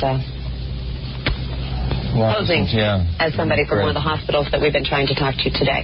We do know at Swedish... So you got your ass kicked, huh? No, he didn't beat me up. He just pushed me, and, the cops stopped it before it got too out of hand. But this call actually moved people into violence, Yeah, you better lay low for a while. Yeah, I'm in semi-retirement for phony phone calls for a couple weeks. Okay. Oh, there you go. They finally pressured him out of it. No, they didn't pressure me out of it. I'm just going to have to go hide out for a little while so I don't get beat up. All right, Captain Jax. Bye-bye. Captain Jax. Go to Fred's house. No one will find you there. He's got to stand up for what he believes in. Yeah, go ahead, Ray. Hey, Howard. Yep. Great show. Thanks. It's kind of funny whether you or Robin are talking about somebody or some quirk in somebody, and it never fails. All of a sudden, here comes Gary waddling in. Hey, Howard, I was just thinking about that. I went to school with some guy that did the same thing. Everybody you talk about, Gary knows or went to school with, or all the time he comes waddling in and going, I was just thought of that. I went to school with a guy who did the same thing, no matter who you're talking about. Well, I don't know. When I take umbrage with that, I don't waddle anymore. Oh. Yeah, and also, I thought you had an interesting comment. I got to say. But he is right. Everybody in Gary's school had something. Everybody you talk about, Gary knows. Well, Gary has an incredible memory, actually. I mean, if you say that, your Cub Scout leader did something, well, both. Yeah, my Cub Scout leader raped 17 people. I do remember a lot of my experiences. I'm not making them up. Right, I know. You're totally making them up. No, he's not. You're totally making them up, Howard. Because you know what? You know how I'm not making them up? Because there's a lot of stories I've told him off the air that fit into that category. Yeah, that's true. All right, Howard, a week from now, make up a story so unbelievable, and I guarantee Gary will walk in and go, hey, Howard, I went to school with this guy, and... I'm surprised more teachers don't blow up kids, because the teachers get all frustrated. Hey, Howard, did you see the review of Stephen Baldwin's movie? Real bad. Yeah, oh, my God. Yeah, I saw that. Worse. Yeah. Anyway, Hal. He works. I'll see you. I know. Bye-bye. That's Dickie Bird. Right. Bye. Remember Dickie Bird? No. That was the name of my bird when I was a little kid. Oh, dear. Yeah, has a good memory. Tomorrow, a man who sells used panties on the internet, he'll be here, and Friday, Julia Roberts will be here. And Dickie Bird. Director's office. Hello? Yes. Hi. Hello. Yes. I was wondering if you could pull Howard Stern's show off the air, please. This is the Food and Drug Administration. But that's what I always heard, that you can control things. Well, not when it comes to radio. We can control food and drugs and cosmetics and blood. But the FDA has nothing to do. You'd have to call... But Howard, he says bad, awful things on the airwaves. Yes, he does. And he says them about me and my family, and I find it very abusive. You have to call the radio... Sir, please help me with this. I have no control. This is the Food and Drug Administration. He said he was going to go fishing with me, and he whipped me with the rods. And that he hurt me in more awful ways. He stuffed a handful of worms in my face and made me eat worms. And he beat me so unmerciful with the rod I had stitches about my face. And I think he should be pulled from the air. Well, you should call the station. But I've done that, and we've had several outings, and it always winds up in a bad, festering argument. And Howard and I roll down the hill, wind up pulling each other's hair out and slapping each other silly. I'm only a secretary here. I cannot do anything about it. But you see how evil and vicious you're being towards me. I can't do anything about it. Robin, what's in the news? Well, of course, the shooting out in Colorado has everybody's attention. Nothing about me in the paper? No. Oh. You didn't get killed. Wasn't I the guy responsible for the shooting because enough people weren't watching my show? I see. Here's the sequence of events. This is a reconstruction of the shooting in Littleton, Colorado. Oh, by the way, I just want to thank the people that completely bare. All the hair is off my arms now, Robin. Wow. Really? It fell out? It all fell out. I'm so happy for you. I thought that was a little more important. Here's the sequence. These times are all in MDT. MDT? Isn't that a special form of ecstasy that is super potent? No, that's MDMA. Oh, okay. At 11 a.m. What about MP3? 900 Columbine High School students headed into the cafeteria for lunch. Hit the books in the library or in a classroom. At 11:30, two young men wearing long black trench coats approach the school. They pull out weapons and open fire in the parking lot. They proceed inside to the school cafeteria, shooting as they walk, then upstairs to the library, still shooting. As bullets ricochet throughout the building, scores of students hide in closets, bathrooms, under tables and chairs. Some students, barricaded behind a heavy door, whisper of their terror over their cellular phones to after making calls to relatives. That's another thing. How come they let cellular phones in school? Like my daughter, call 911. My daughters have cellular phones, which pisses me off. Well, now everybody's going to say, of course your kid has to have a cellular phone, because when there's a situation like this, they need to be able to call you and tell you they're okay in the melee or the chaos. Well, I used to always get upset because my daughters have cellular phones, and now, like, every minute, they're like, we're in the car driving to their friend's house, and their friends are calling and go, where are you now? Are you almost here? Well, but I got to pay for all this, you understand? You used to do it. No, honestly, I never even got to use the phone. When you first got a cell phone, no. You're driving next to Neil, calling him and talking to him. Here's the difference. I pay for it. But I'm just saying, like the fathers, like daughters. No, whatever. But I worked for it. And, you know, that wore out quickly. They're not wearing out. But, you know, so like the other day, I said, oh, thank God they have a cell phone, because I had to call my daughter at school and I didn't know what time to pick her up. Uh-huh. I call and I call. You didn't even get it. Well, I heard it ringing. It was ringing in her room. She doesn't bring it to school. She goes, Dad, I can't bring that to school because... People will interrupt her? Well, she says kids sit there in class and the phones are ringing like crazy. Yeah. I said, do the teachers throw the kids out of the class? She goes, yes, sometimes. Sometimes they just take their calls. Yeah. Can you imagine you're in the middle of teaching a class and they... Yeah, I never heard of that. Yeah. It's ridiculous. They call each other sitting next to each other. Yeah, and rather than pass a note. Yeah. It's like Clueless. Dozens more were fleeing the building, hiding in bushes or sprinting to a nearby park. At noon, police SWAT teams find several explosive devices around the school. Ambulances take first wounded students to area hospitals, all of whom managed to run outside. Anguished parents awaiting word on their children gather at a nearby Leawood Elementary School. The SWAT teams began room-to-room sweeps of the high school at 12:30, checking every knapsack and desk. At 2:30, the SWAT teams began freeing students from hiding. Man, if that was going on in my high school, boy, I'd hide. What I would do is... Climb into a locker. I'd hide behind a big, fat, popular chick. Oh, stop it. They weren't looking in the lockers. Oh. In small groups, the students and teachers ran from the building to a holding area where they were frisked, questioned, offered medical care, and then bused to Leawood Elementary School to be reunited with their parents. At 4 o'clock, a sheriff's spokesman confirms as many as 25 people are dead. They are now lowering that estimate to 15 or 16. I wonder if, like, those kids would have killed me in high school because I wasn't popular. So I would have lived, right? You might have gotten hit by a stray bullet. See, that's part of the problem. That's my luck. A combination of students and teachers were among the wounded and dead. Officers searching the library found the bodies of both suspects, who apparently died of self-inflicted gunshot wounds. At 4:30, a SWAT team declared the school safe. So that went on for like 4.5 hours. Or 5 hours, actually. Wow. Those kids will never be the same. I mean, there's no way to get over that. When you hear reports like, a girl's head blew up in front of my face, or they shot the girl right next to me. Oh. At 6:15, authorities found an explosive device in a car in the parking lot, and a sheriff's spokesman said the entire school is regarded as a massive crime scene. The campus was marked off with yards of yellow tape, and all the bodies are still inside. It is weird that their parents didn't notice there were, like, tons of explosives in the house. Yeah, because they said as they were walking through shooting, they had pipe bombs in their hands. They picked up their car, and they had several bombs in the school building. Because my parents used to go through my room like FBI agents. You would have thought I was in the mob. Did they talk to their parents yet? I haven't heard a word about any parents. Get off our lawn! I'll kill you. Man. Maybe they didn't have parents. Maybe they... Yeah.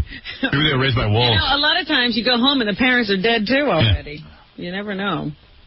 The SWAT teams have now finished, but the bomb teams are still looking for more explosives throughout the school. Officials have found bombs in and around the school, including in 2 cars in the parking lots. And long after 2 students went on this deadly rampage, a bomb on a timer blew up last night, but no one was hurt. Officials think the school may be booby-trapped, and the students have said the 2 suspects had pipe bombs with them as they marched through the school. By the way, Jackie the Joke Man, Westbury Music Fair, April 24th. Oh, thank you. The bomb yes, we can throw that in. has some slow and tedious work ahead of them and could be there for days, they say.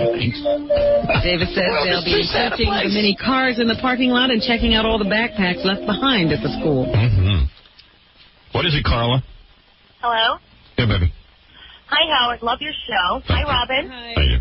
Listen, Howard, I don't want you to take offense. I'm just wondering what's happening with you lately. I've been listening to the show for the past few weeks, Thank you. and it seems like you have no original thoughts when it comes to, like, a joke or something. You just parrot whatever Robin or Fred or Jackie says, like it's your own thought. I'm just wondering, Are you exhausted or what's happening with you? I'm exhausted.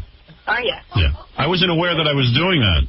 I thought that I had. You know what'll happen? I thought I had a few original thoughts of my own, but I guess not. Here's what'll happen. Like, somebody will say, maybe, like, with the Larry King thing this morning, like, she had to think about it. You're like, yeah, she had to think about it. And I'm like, what the heck is that about? Sorry, that's the sort of way that I operate. I just thought it would be funny to play. I watched the Larry King tape. I thought I had a good idea to play it, and we were all enjoying it. The tape was great. I loved it. Well, that was my idea. So then what do you? So why am I so horrible? You bitch! You bitch on wheels. I'd love to come to your uncreative job, you cow. Oh, Howard, don't get it wrong. What? Because I agree with Robin, that means I suck? It's defensive. No, it's not that you agree with her. It's just that, like, whatever they say, like, you'll say it like you came up with it. And it's just no, it's a way of get out of here, you cow. Why am I? What am I doing on the air after all these years? Are you out of your mind? What a fat bitch. Sitting there in her car waiting to be entertained. I wish you'd turn it off and go to another station. Do you like that? Call? That was a good call, John. Yeah, I put that through. I put that through. That's so hard to get that call. So what? So what if I repeat what Robin says? Maybe it's funny. So what? We all repeat each other from time to time. What a dick. All right, let's listen. Forget her. All right, forget her. Here's a student who encountered the gunman. Encountered a gunman. The gunman walking through the Columbine High School in Colorado. Colorado. This student faced one of them. You faced one of them? Yeah, play number 1. Number 1. Everyone around me got shot, and I begged him for 10 minutes not to shoot me. Why didn't he shoot her? How did she survive? Been a very convincing beggar. Wow. Well, because most of the kids they went up to and just said, Don't cry, you're going to die. You're going to die soon. Here's the same girl. She continued, barely able to choke out her words. Barely able to choke out her words. They just put the gun in my face and started bleeding everywhere and started laughing, saying that it was all because people were mean to him last year. Wow. Here is Lydia. Another student says at first the students didn't take the threat seriously. But he started shouting, get down, all the janitors and stuff, and we all got down, and we were just talking, we figured, someone's flaunting like a squirt gun, that's what I thought, or something like that. And all of a sudden, people start running. Well, she doesn't seem too broken up about the whole thing. Yeah, the other one seemed real broken up. Here's a student, Adam Foss, who acted quickly when he realized what was happening. After I saw the gunman, I saw a couple shots fired off. Saw a teacher get shot, right in front of me. So, me and 3 of my buddies just grabbed everybody we could, just threw them into the choir room and barricaded ourselves in there until the SWAT came and got us out. Dude, I would shave my head and put a dunce cap on. I'd tell these guys I wasn't popular. That's right, change your look immediately. Right. Trench coat. I'd go to that nerd look real fast. Here's one of the paramedics, Craig Gravitz, and he says that this was a ghastly scene inside the school. Mm-hmm. From what I understand of the other part of our crew that actually went inside, all the pictures from inside this school will be on the internet any day now. Oh, yeah. So many of the victims were still at or under their desks in the library area. And this is Dr. Davis Nida. He's the sports team physician for Columbine High School. Well, he's lucky to be alive. He offers some insight into this whole thing. 6 to 12 students have been members of the trench coat mafia over about a 3-year period, and they do wear all black. They wear black trench coats, black sunglasses all the time. And to give you an idea of what their philosophy is, in last year's Columbine High School yearbook, they put a quote in that said, "Who says insanity is crazy? Insanity is healthy." What's wrong with that? Okay. See, they sound like the cool kids, don't they? They got black trench coats, they got makeup. Dark glasses. Dark glasses. I went to that look for a couple of years. Here's the sheriff's spokesman, Steve Davis. He says he never heard of the trench coat mafia. The trench coat mafia is something that I'm sure not aware of, and I can't find anybody on our department that's heard it before today. And he further speculates on a possible motive for the shooting. I haven't heard of any motive. I heard some speculation that the group was that it was in conjunction with the birthday of Adolf Hitler. Right. Yeah, Hitler was 100. It would have been 110. Yeah. What a way to celebrate. Prayer services were conducted last night in Littleton. Here's a priest who offered a sermon from the pulpit on violence. Kosovo is in our backyard. It is not someplace far away. It's right here. What kind of sermon is that? Kosovo is in our backyard. Yeah. This is hardly Kosovo. Well, I'm telling you what the priest said. You're going to argue with the tape? Hitler's 110? Yes. And here's... Jackie. He's almost the same age as you. That's a funny one. Hey! Did you think of that? No, Robin thought of it and I repeated it. Here's some of the singing from the service. All right. Happy birthday. Another drop of fool's gold. Another glass of fool's gold. And I'm hungry again. I'm hungry again? Under. Oh, under. I can't remember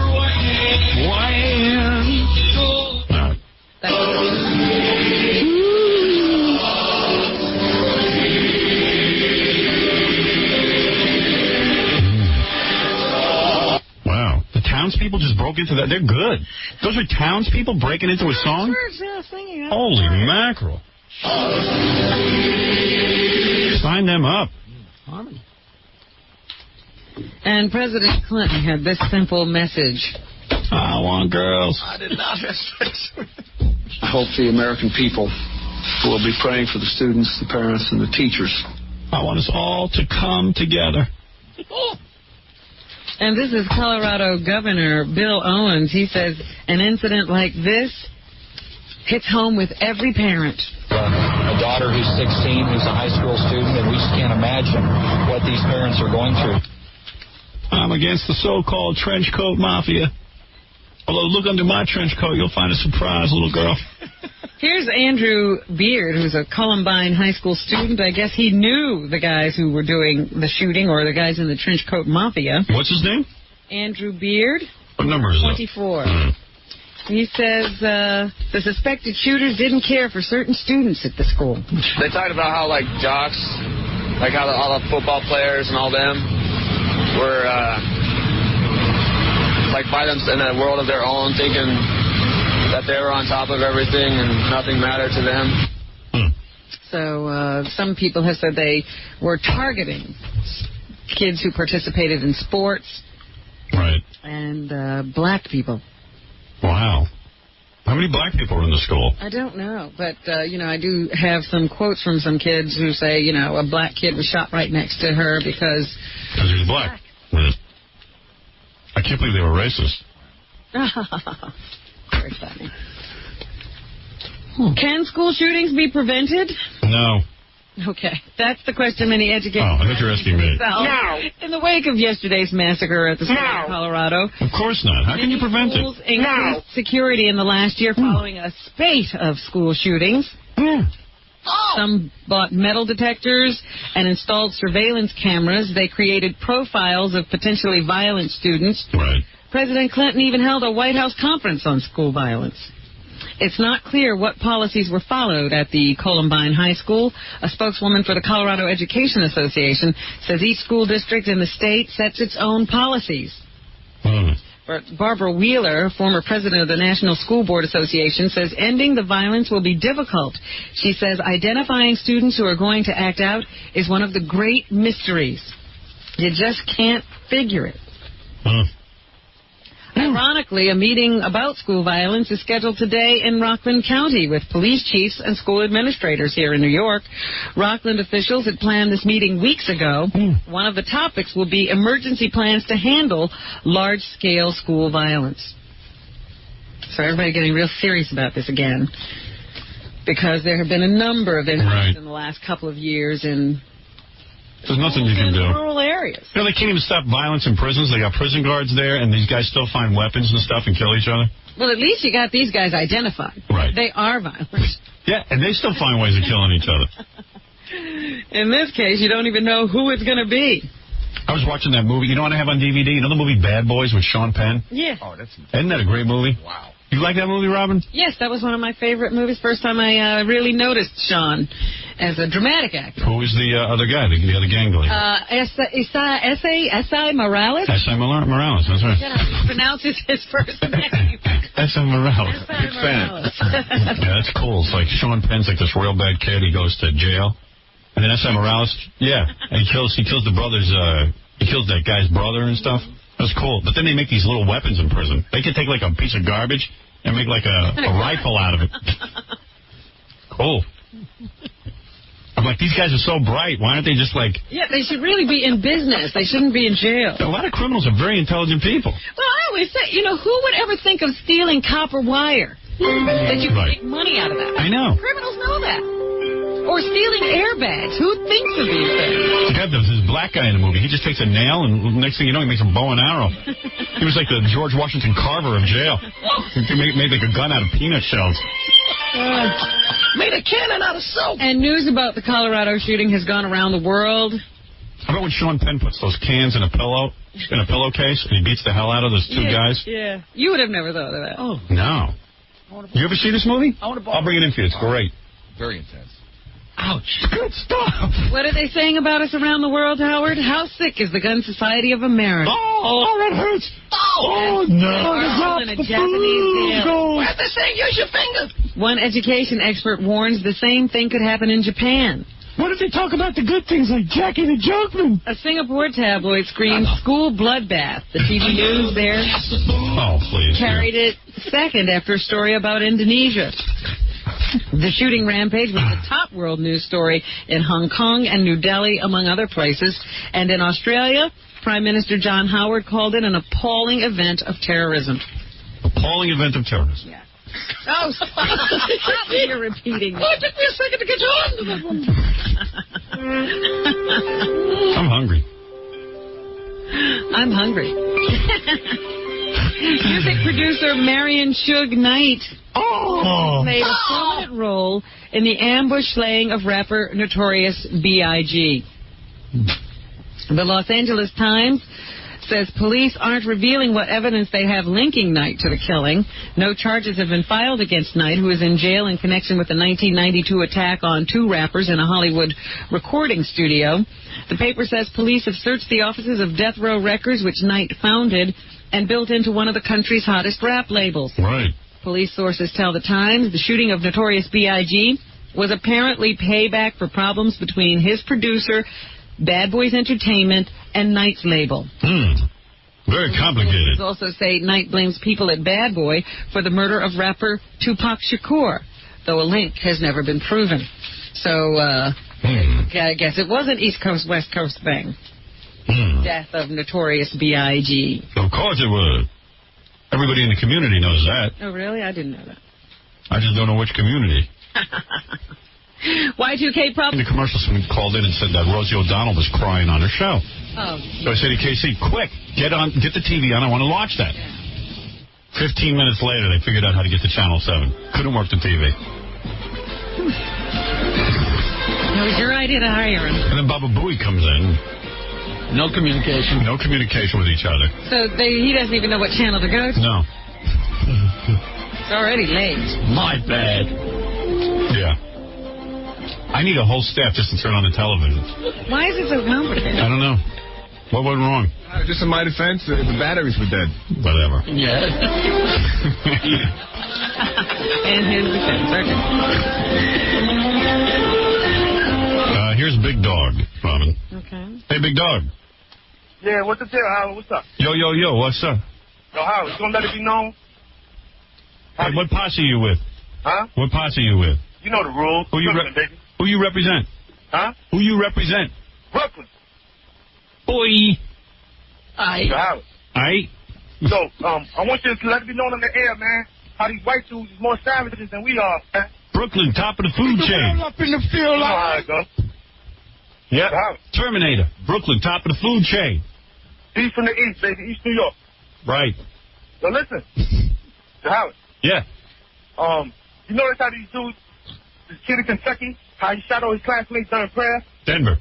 Yeah. Nah, Kentucky was He's a few talking months about ago. Kentucky during the school prayer shooting. Thank you, Robin. See, Howard ain't up on it. All right, then you got Jeffrey Dahmer eating these cannibals. You know what I mean? He's a cannibal eating all these other people.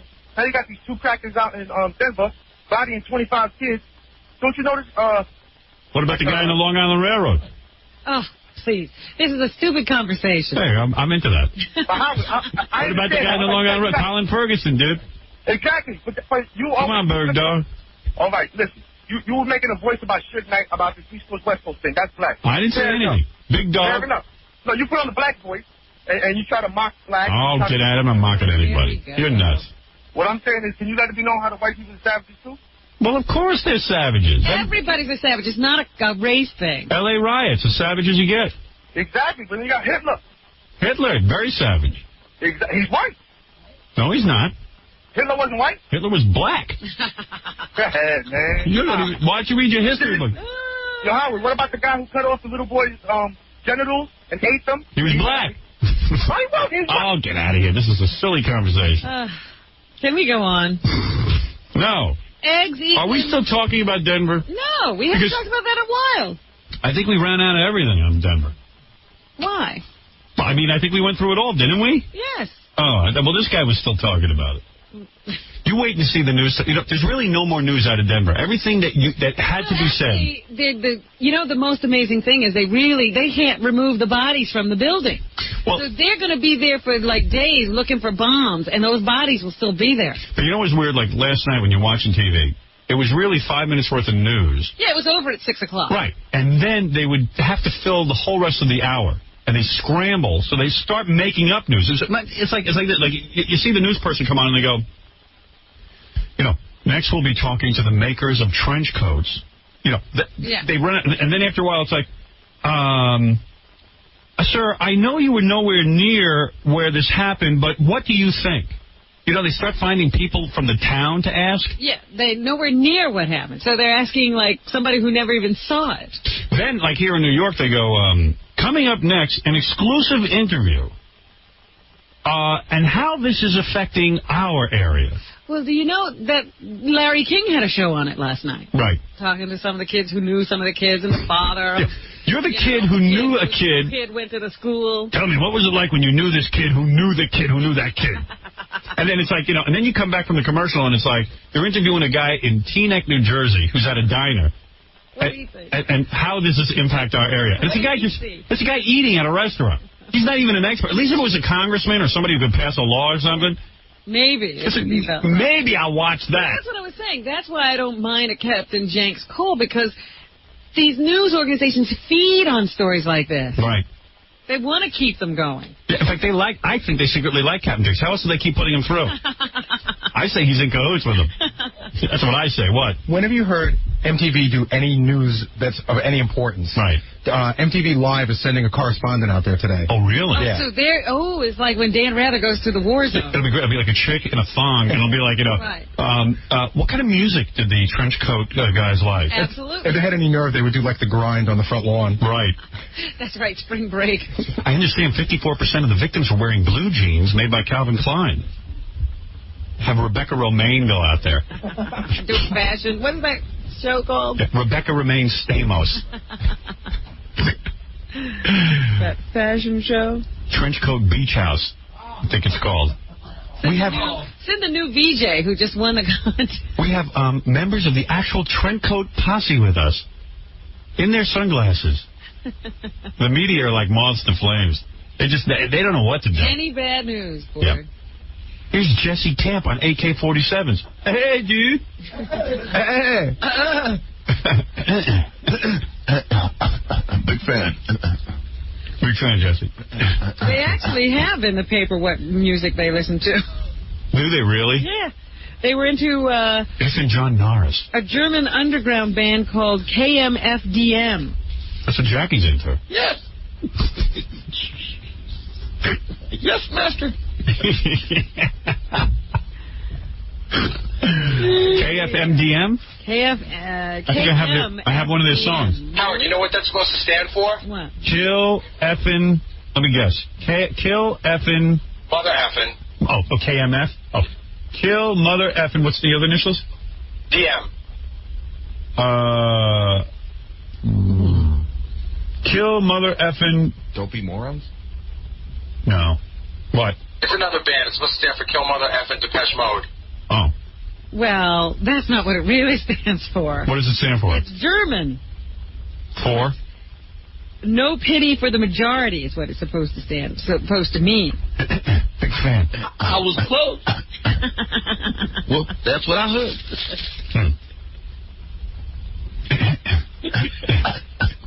Was close. Well, that's what I heard.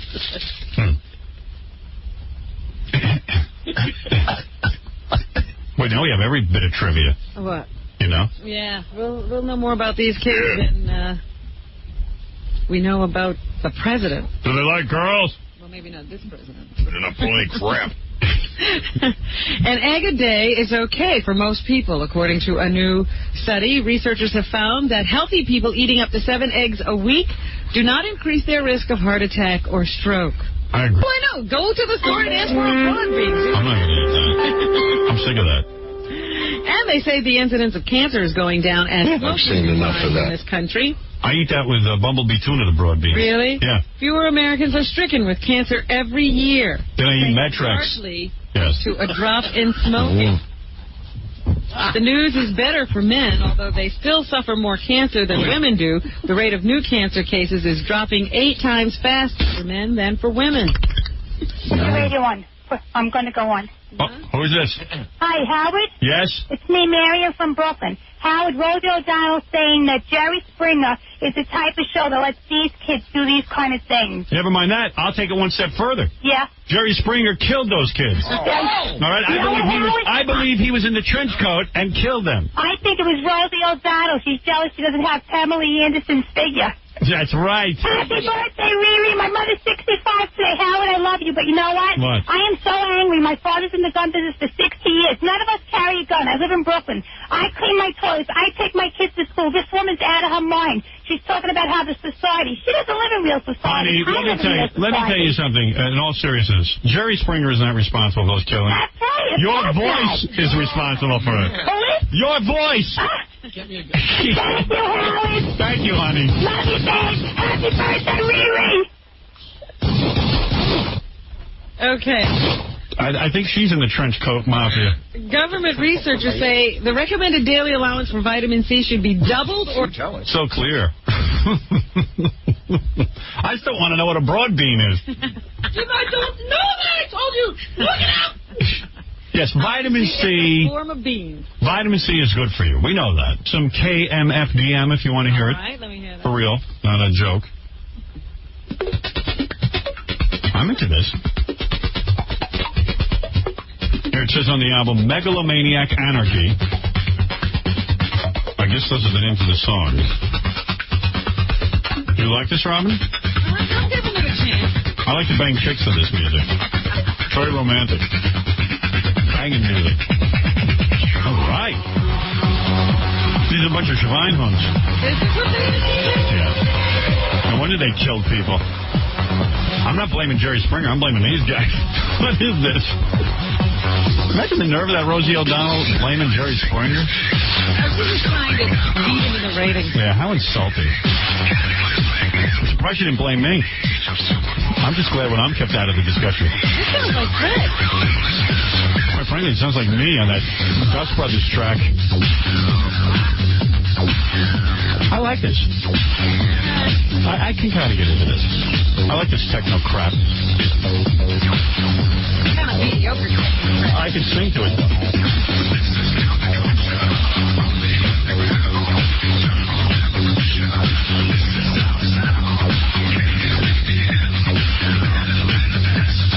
Yeah, baby. Look at Robin dance.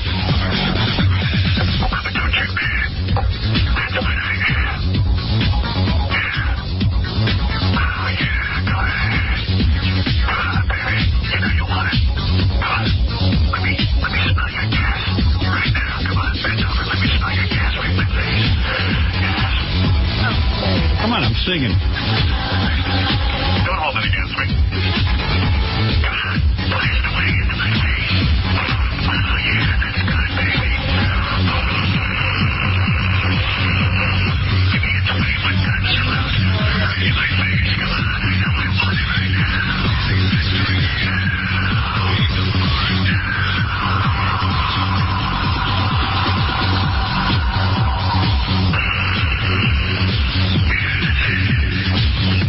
I think I'm pretty good at this. Okay. Let me sing a little. Please go into the recording studio now. Get out of this studio. Get out of this studio.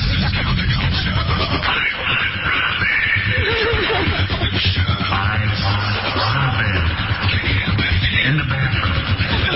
For rude sex.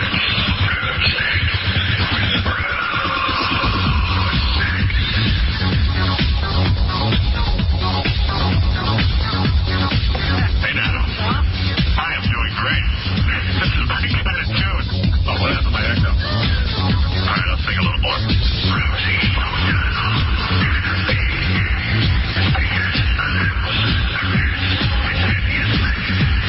You hear that lyric? I'm creating. Oh, dear. So that's the music those kids were into. Yeah.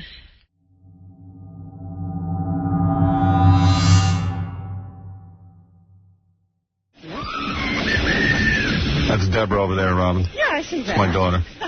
She's here for, you take your daughter to... Work day. She told me she was real excited about it. She says anything's better than going to school. See, my parents never would have let me go to take your daughter to work day because, first of all, I was a boy. Right, that And- would be the first drawback. My old man took me to work once a year, and all he did was yell at me. Because you got that. You know, you guys got... I thought your father started Take Your Daughter to Work Day. Yeah. Take Ellen to work. No, you never took Ellen to work. She went into the studio, didn't she? No, that was the family day where he would yell at us while he recorded us. So you would go on separate visits with me. Yeah, he would take me Uh-huh. because I wanted to, go and watch all the guys record cartoons and stuff. Yeah. Because my dad had a recording studio where they recorded Tennessee Tuxedo and King Leonardo cartoons, Uh-huh. which were really crappy cartoons. Yeah, not the good ones. They weren't even the good ones. But you see, like, cool guys standing. It was cool. They had a big studio, and there'd be 5 microphones, and they'd have a little thing in between each guy, like a little wall. A gobo. A gobo? Is that what that's called? Right, Brent? What, that little wall they put up between you is called a gobo? They're kind of like temporary walls. Yeah, you put up a temporary wall. They'd sit on stools, and like Larry Storch and Don Adams and Alan Swift. See each other? They could. They could if they wanted to, but they had to keep their sound separate. From bouncing, yeah. So my dad would throw me in a room with those guys and go, "Here, sit there, watch this, and shut up. And if you make a noise, I'm going to throw you out of here." So you'd be actually in the recording studio? Yeah, well, I'd be behind the glass with the engineer. Oh, okay. Yeah. That had to be pretty exciting, though. It was so goddamn exciting, I was willing to put up with his yelling. It had to be real exciting. And then it was cool because he'd always bring me around Easter, and they'd have these huge, elaborate spreads of food, and I thought my old man every day got that. I don't get this every day. I usually just have Solomon on a slice of bread. What do you think? I have this every day? What do you think? It's a party here? You go home and tell your mother we're having a party? It's no party. Oh, you got him in trouble. Oy vey. The fun part was taking the car ride in with him and yell at me in there. Actually wouldn't talk to me, the car ride. No. Then we get on the subway. Talk in the car. He doesn't like to talk anywhere. Oh. And then we get on the subway. See how good you got it, Deborah?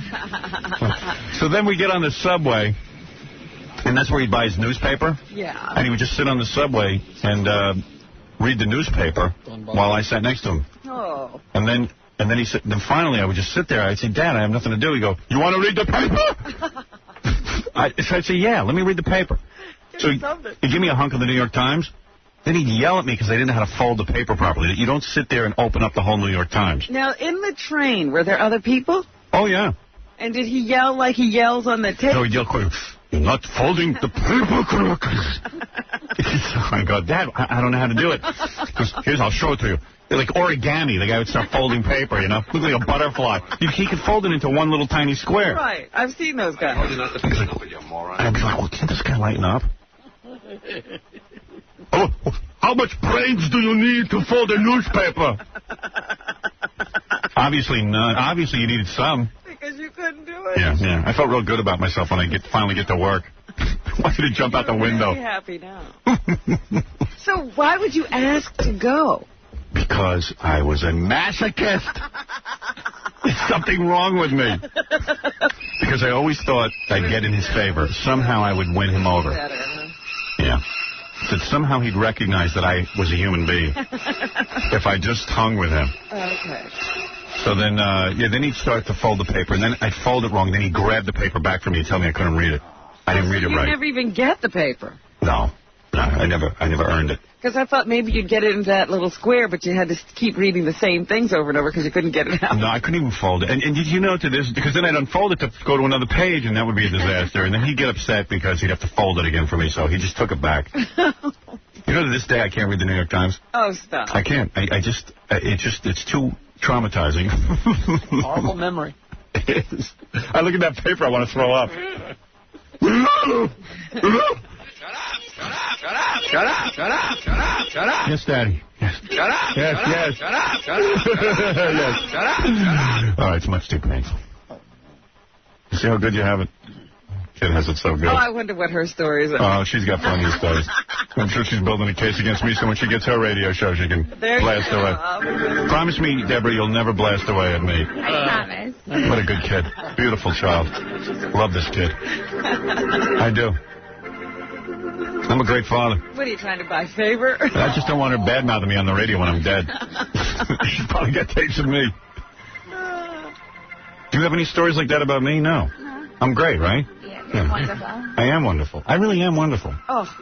Now, don't The kid will pat tell you. yourself on the back too much. It's okay when she says it. I mean, like, I bust her balls a little bit. Because, you got it because you're a parent. That's part of the job. Yeah, I mean, I tell her to go to bed. Is that right? And she wishes she listened to me because now she's dragging her ass because she went to bed at 11 o'clock, right? You are up now and you went to bed at 11 o'clock? Yeah. Wow. Yeah, she's so tired. Take your daughter to work days.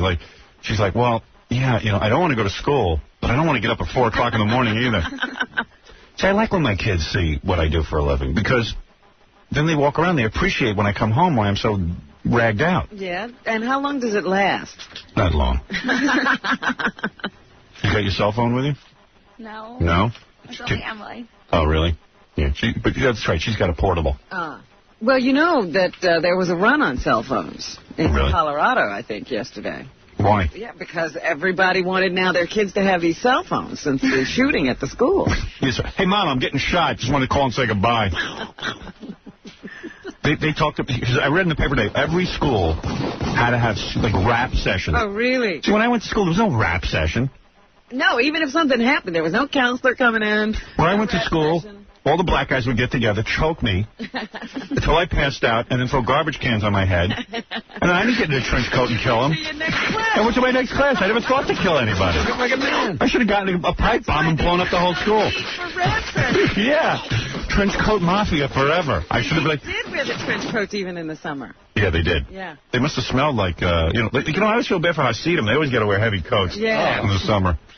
That's a lot to go through for religion. Yeah, that's really commitment. Yeah. They're not shooting. So, those coats were all year round. Yeah. Unbelievable. Howard, did you ever see another side of your father? Did your mother and father ever have, cocktail parties? Of people? Oh, they had parties, yeah. Oh, yeah. Oh, they had parties, all right. Joyous at all? Or? Yeah, sometimes. Yeah, he was joyous sometimes. Around other adults. Get away. Now, my father's a joyous guy sometimes. You just got to catch him at the right time. Yeah, you know, when it's like an eclipse. It's like Halley's Comet. It happens once every 75 years. A hummingbird without its wings moving. And my mom was always real pleasant because she was having such a party with him.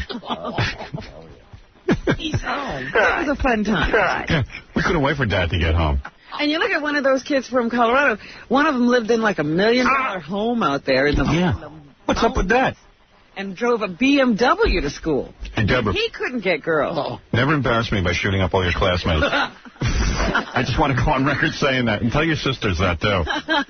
Yeah, because, you know, the parents are holed up in the house. Yeah, because I don't know what's going on. And, you know, right away, now the kids are dead, so who are they going to blame? The parents. Right, of course. Everybody's wondering about them. And you know, if my kids go out and shoot everybody, then they're going to come over to me. What are you going to say? They're going to say, man, you were a crappy father. I'm going, you know what? I thought I did a good job. I don't know. I told the kids to leave their guns in the room. What's up with that? Yeah, no bringing your gun to school. You don't have any... Seriously, did you have, like, an announcement made in school? Yeah. Oh, you did?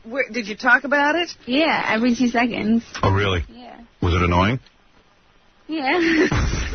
Like, how'd they break the news? Did you already know about it, or did they break the news to you? I knew about it. Oh. So what happens? Like, the principal says some stuff or something? Yeah. Did they have a big meeting? Was it an assembly? No, it was like in every single class. They talked about it. Oh, they did? Yeah, please don't shoot me. Was what did they say? I don't know. You don't know. I like that. I like that you don't know. I like, you know, teachers think they're doing such a good job. We're going to have a big rap session, kids, about the shooting. Hey, kids? Yeah, and it's like, well, hey, Deborah, what'd you learn? I don't know. What'd they say? Who knows what they said? I zoned out. If they're not going to test me on it, I don't need to pay attention. This isn't on my mindset. Yeah, it's not exactly something I need to know. It's not relevant. This isn't pop quiz material. I would just say to the teacher, hey, what are the odds of the kids here shooting me? You know what I mean? Very slim. Could we frisk everybody in the class? It'd be funny if the principal came dressed in his Wyatt Earp. Or in like a flak jacket. He had like fatigues on and stuff. Cowboy music. Yeah. You got anything like a mafia in your class? Trench coat mafia? Not that I know about. Right. Stay away from them. Yeah, I see what my daughter wears to school. She doesn't wear sunglasses and trench coat. Dyeing her hair black. I see that, man, right to the shriek, that's all. Yeah. What is it, Baba Blue High? Did you hear about the kids that got arrested in Denver yesterday? Which kids? The ones that showed up to the high school wearing black trench coats and masks, but they were just kidding around. Oh, yeah. Where was that? In Jersey? In Denver. Yeah. They're kidding around. Yeah, they're kidding around. Smart. Who's writing for that? Yeah, who wrote that bit? I used to have that look. I always wore shades and trench coat. Not in high school, but recently. Yeah. I dropped the trench coat. I wear a leather driving jacket. So, like, all right, let me take a break, and we'll find out what happened. Deborah seems to know what's going on more than I do. You should have come tomorrow. Julia Roberts is going to be here. I know. Yeah, but you know what? It would have been tough to interview her with you here, because I want to ask her, you know, adult stuff. Yeah. You know what I mean? Like, what's adult stuff? You know, SEX. Oh.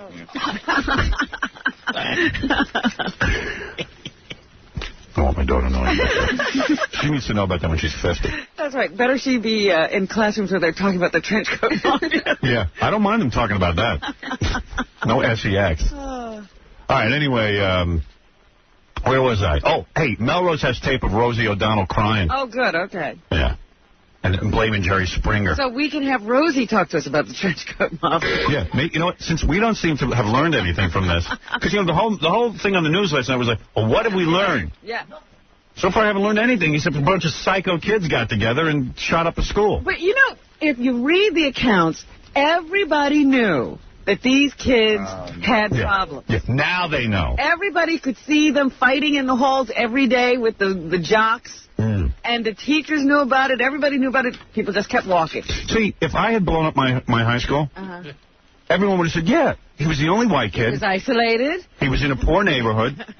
He got the crap beat out of him every day. Right. With chains and everything. And he blew. I even saw him being choked one day. My shop teacher, if they would have interviewed him, yeah, I saw him being choked till he passed out. Oh, you did? So why didn't you do something? I guess I should have done something. Because I didn't want to get choked.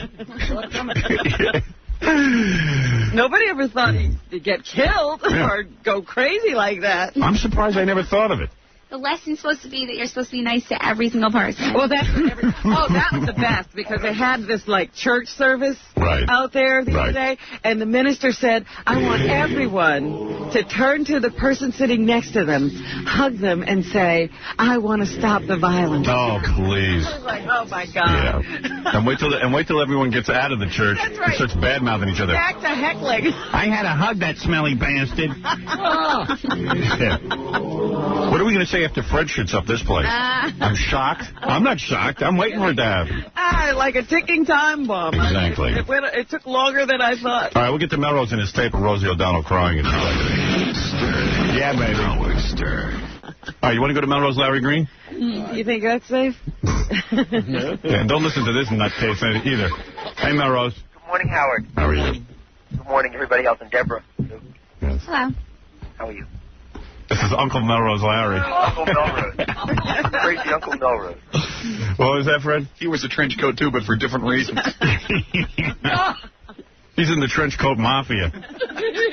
He really is. You mean kids actually went to school today dressed in trench coat and sunglasses? Or yesterday? Gary said they did it yesterday. Really? In Colorado. As a goof. Yeah, anywhere in Colorado is a good thing. Yeah, anyway, so you got the tape? Now, listen, this is a long thing. It's over 4 minutes long. We need to be lectured. Yeah. Now, I broke it down. Yeah, you know what? Rosie O'Donnell knows so much about life. She's such an honest and open person, and she's so wholesome. She cares so much. She cares so much about us that we should listen to what she says. I like she's going to blame Jerry Springer for the shootings. Now, what it is, Howard, there's like 5 different segments in this thing. Yeah. So what I was thinking of doing is playing like 30 seconds and let you comment. Okay, that's good. I think you're thinking clearly. Okay, because basically this is so scripted what she did. It's obvious right at 4 minutes. You don't like Rosie O'Donnell, do you, Deborah? I don't know. You don't even watch it, right? No. Yeah, good. You watch Jerry Springer? Sometimes when I'm sick. Really? Yeah. You like it? No. It's just entertainment. Did you ever, think that you wanted to kill people after you watched it? No. No, so there you go. There goes Rosie O'Donnell. Proof positive. We just did a survey. Every adult thinks young people are idiots and that they don't know what they're doing when they watch TV. Well, immediately it becomes the attack on the video games. They started looking at everything these kids did. Yeah. They said, all right, this video game is bad. This movie is bad. I had to turn off the news last night because everything's bad that I'm into. You know? You should be shooting people. I know I should. But my background, forget about it. It's a miracle I don't shoot anybody. Speaking of shooting people, Mary Jo Budd-Fuqua will be here tomorrow. People shot. Yeah. And Julia Roberts, who hasn't been shot as far as I know. All right. All right, go ahead, Melrose. Let's enjoy this tape. This is Rosie O'Donnell, going into a tizzy yesterday. And then when we get done, I have a story about Anna Heche and Ellen. Ann Heche. Oh, Ann Heche. Right, go ahead. Last night. All right. I'll save that till. I'll go to the tape. I have no idea. Shocking. Unbelievable. As everybody knows, the tragedy that happened in Colorado yesterday. So upsetting. It's going to be hard for me to talk about it now. I'm going to probably cry. All right. Well, the live show, it's so hard. I know. It's just that, we have to, as a country, do something about the guns. We have to. And I think that the mothers in this nation are going to be the ones to lead the movement about getting guns out of the house where children are. What? If you're a mother and you have a child, today, take the gun in your house. Yeah, but that's it. I'm taking your guns away. That's it. No more guns. These kids have an arsenal. This is not guns. Most adults, I don't know what the statistics are, have guns in the house for protection and for, go out and kill some food, feed their families. Food. And, this Rosie, I was going to call her something else, but my daughter is here. This Rosie. Imagine being such a simple mind to think that, you'll take away guns from honest citizens. Got their parents' gun and went and shot up the school. That wasn't what happened here. These kids went out and made pipe bombs from the Internet. Right. And believe me, if they didn't do it from the Internet, they would have found out from somebody else. And they had, the kind of munitions that they give to soldiers. Yeah. Rosie's, it's up to the moms. Right, yeah. Take that little 6-shooter you've got to get rid of it. And wait till she goes into that berserk argument about Jerry Springer, because you know what? She's going to start screaming about how, 8-year-olds are watching Jerry Springer. Yeah. How about the parents turning off the TV when the 8-year-old's watching Jerry Springer? You know why? Sending them to school. Well, Rosie doesn't know about that because she didn't have a mother. She probably sat home and watched Jerry Springer. That nut job. Go ahead. Howard? Yeah. Also, at this point, she's wiping her eyes a few times. Yeah, yeah. And that very strange band leader is assisting her in this conversation. Right. Yeah, you know what? I would frisk him. That band leader is the strangest human being I've ever seen. What's his name? It's John. John Kishmir and Tokusaran? Because I think I know him. All right, go ahead. Okay. And now she starts defending the killers a little bit. All right, good. She's defending the killers. Oh, wonderful. That's good. Because they're all, basically, they're all of our children. Let's go to the tape. No, they're not. Well, of course they're not. You're not my child, Melrose, that's for sure. Okay. You are 43 times more likely to be the victim of gun violence. The only thing worse than being a parent of one of the murdered children in Colorado today is possibly being the parent of the 2 boys who killed them. I can't imagine the amount of pain that's going through. And what happens in the newspapers we read, these boys were monsters. They're not monsters any more than the boys who killed the people in the other school shootings this year. What do you mean they're not They're monsters? our children. They are our children. These boys did not walk around as villainous, hateful creatures. They are our kids. What a wacko. They're our kids. No, it's up to then I take her children away. You want to know something? Wouldn't it be great if her son grew up and blew away his whole high school? If she's, I mean, wouldn't that be wild? Wouldn't that be wild? Get rid of them. I love all these holy rollers who get on TV. They like we don't know anything. She's going to lecture us now. She's the greatest parent. She's the greatest parent. She's going to speak out. Oh, I just hope that Kathy Lee's son becomes a homosexual drug dealer. Oh, stop it. And I hope that Parker and him get together with trench coats and blow each other away. The experts. I love all the experts. All the great experts. The actual experts are scratching their heads. They don't know what to do. Rosie knows. But she knows. Deborah, please don't blow away your high school, okay? I'm begging you. It would look bad for Daddy. I will. It'll take me at least 2 days to put a spin on that. I'll have to take a valuable airtime. No, my kids are very good kids. Right, Deborah? Yes. Right. Well, I'm sure those families thought their kids were good. Yeah, they were pretty wealthy families. What is it, Bob? It's funny, everybody's... Baba Booey. Bob. Go ahead. No, it's funny, everybody's now flocking to this site. Yeah. Did you hear, Janet Reno's going there today so she can hold conferences to figure out how to keep this from happening again. Yeah, she's got to go down to Colorado. But I mean, she's going to hold discussions. Right. How do you keep from happening again? Don't let your kids have guns. Right. No. Watch your kids. Go to school. Yeah. It's the school. Do what I do. Kids were tortured. I have video cameras all over Deborah's room. She knows that. Every minute I'm monitoring her life. Isn't that right? Yeah. There are cameras in your room. Of course. Well, she doesn't know about it. It's like the Truman Show down there. The other cool thing they're doing? My house is a 7-Eleven. So Daddy knows you're a good girl. I don't care about you don't need a camera. This was a classic case. One kid was new to the neighborhood. Yeah. Walks into this stupid school. Nobody accepts him except the trench coat mafia. Oh, great. Is he one of the kids who, is he alive? He's one of the kids who was doing the shooting. Oh, you're kidding. Yeah, because this was the only group that would accept him. Oy vey. Look at my neighborhood. I got news for you. My high school, I think I was in the trench coat mafia. I'm pretty sure I was playing cards every Friday night. Yeah. And it might have been because they said, the experts are saying, these kids, they're not liked by anybody. They don't even like each other. But they're the only people they can be. They can't stomach each other. Do what I do. Ladies and gentlemen, I don't mean to sound like Rosie O'Donnell, but you must talk to your kids at least once a month. Am I right, Deborah? I always check in. Right. Dad always checks in. Don't go a month without talking. One time I went 6 months without talking to the kids, and it was very, very damaging. Yeah, go ahead. The other thing that's interesting that's going on there is, everybody wants to do something to recognize what happened. Yeah. So, the NRA the National Rifle Association was supposed to have their conference there next week for 3 days. So Charlton Heston realized what went on, and he only cut it down to 1 day. Yeah, no, Charlton Heston is the kind of son of a bitch who will have that meeting no matter what. Like in other words, I thought they were going to say, they moved it to another city, they postponed it. Right. They cut it from 3 days to 1 day. Out of respect. It was really funny. Governor Jesse Ventura had stuck it out on the You're kidding. situation. I'm going to kick your ass. that this whole incident was an argument for more guns. Right. Because if somebody else in the school had been armed, they might not have taken them out. So kids. In fact, I just gave Deborah a what do you call it? A semi-automatic weapon. A Magnum. So that in case the kids in school start shooting at her, she can fire back. He must have read that book, Howard. More guns, less crime. Right. There you go. That's it, Deborah. You're going to learn how to fire a gun. All right? Okay. It's very agreeable. Please, she's half asleep. She can't believe she got up for this. This is nonsense. This is nonsense. Daddy's work. Have you learned anything yet? Have you learned anything yet? No. No. Take your daughter to work day. It'll sink in later. It's all happening. My dad goes and talks like a jerk for 5 hours. I'm not going to do that. What am I going to learn? Are any kids going to school today? Some. Really? Yeah. What, they don't have fathers? I don't know. Or their parents don't approve? I don't know. Oh, what the hell? Well, hey, Rosie O'Donnell, our loudmouth, can bring her kid every day to work. I could do it once a year. Howard. Yeah. You know how you talked about how Rosie makes references to eBay? Yeah. Well, there was somebody dying of cancer at the beginning of the show. They gave away a doll. She said they're going to auction it off on eBay. She must own stock in eBay.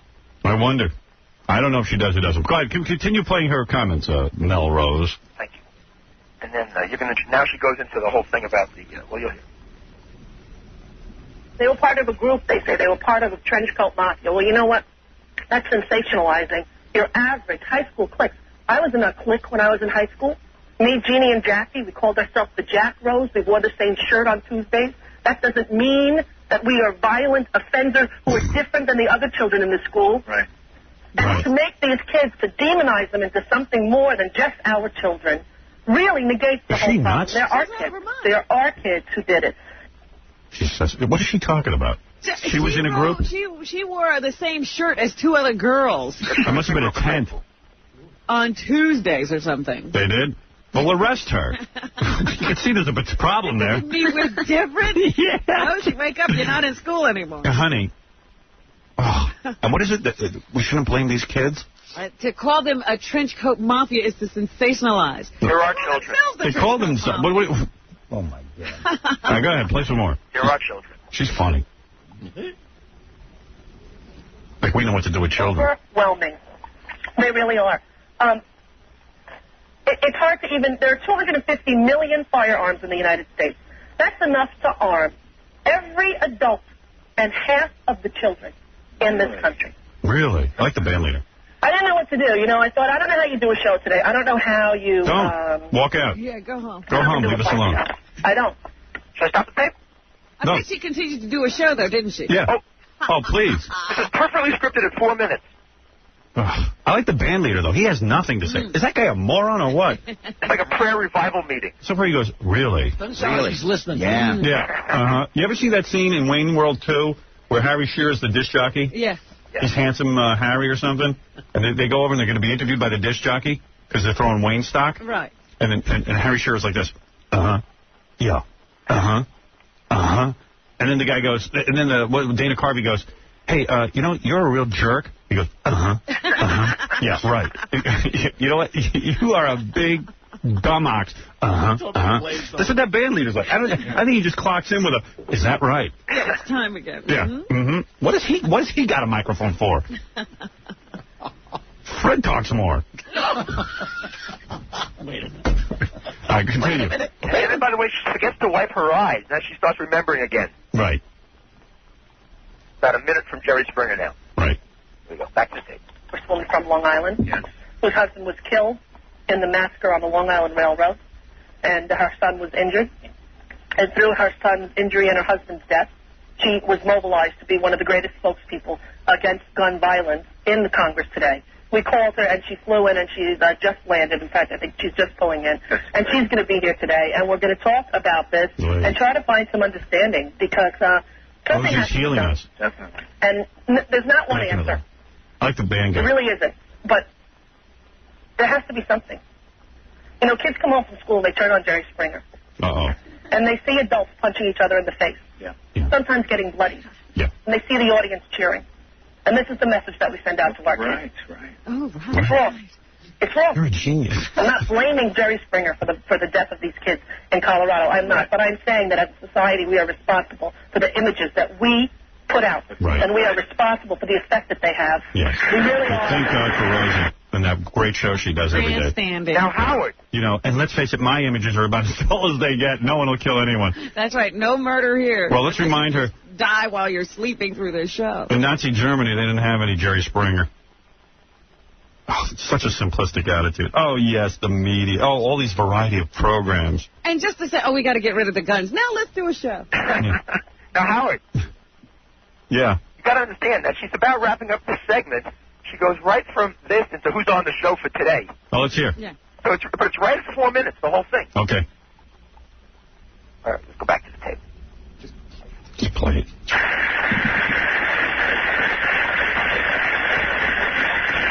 It really is so upsetting. It is. And, you know, we have to talk to our kids about it. We have to talk to our kids from the time that they are children. You know, I, like every other mother today, was afraid to send my kid to school. Oh. Doesn't he go to preschool? For the last 2 years. Private school. It's an epidemic. Even though people don't like to use that word, it really is. It's an epidemic, the amount of gun violence. And I like the we're going to go to commercial. We're going to come back with Carolyn because she's far more informed and has all the facts, and we'd like to get her advice on how we handle it. Yeah, well, I'll tune out for also that. here today, very funny man from Will and Grace, Sean Hayes, and my favorite in yours, John. First Carolyn McCarthy, Congresswoman, right after that. Wow. You know, the whole thing was Came here for a show. She's perfect. So what happened? Kids tune in, look at her, and figure it's okay to be a 250-pound woman? And that's not a good image to send out. I think we're going to throw her the hell off the air. It's okay to stuff your face with yodels and ring dings? Yeah. Sit there and eat all that crap. Blow up to the size of a balloon. A big pumpkin head. You never get a girlfriend and wind up shooting up to school. Yeah. And then it would have been Rosie's fault. Oh, it's so weird. Yo, Tommy, you're on the air. Hello? Hey. I got suspended from school yesterday because I went into school and I was wearing a trench coat, and these guys like, you know, you a-hole, that's not funny, and they started wailing on me. But I didn't know, because, like, after... Because you don't watch the news. You didn't know anything about trench coats. You didn't know anything. No, so they're wailing on me, and they're calling me an a-hole, and I'm getting beat up, so I fight them back, and then I get taken to the office, and now they say I'm troubled, and I got, you know, they suspended me from school. Dude. I got to go to a psychologist. So cool, you get out of school for a couple of days. Exactly, so that's not too bad. No, you did fine. That's all right. Hi, Deborah. Oh, God. You don't want to talk to this guy. Hello? This guy's a total loser. How old are you? She's only 12. Oh. Don't you have another one? Yeah, I got another one. I got another 2. Yeah, she's 6. Oh. Yeah. All right. Get out of here. All right. He's looking for dates. Yeah. All right.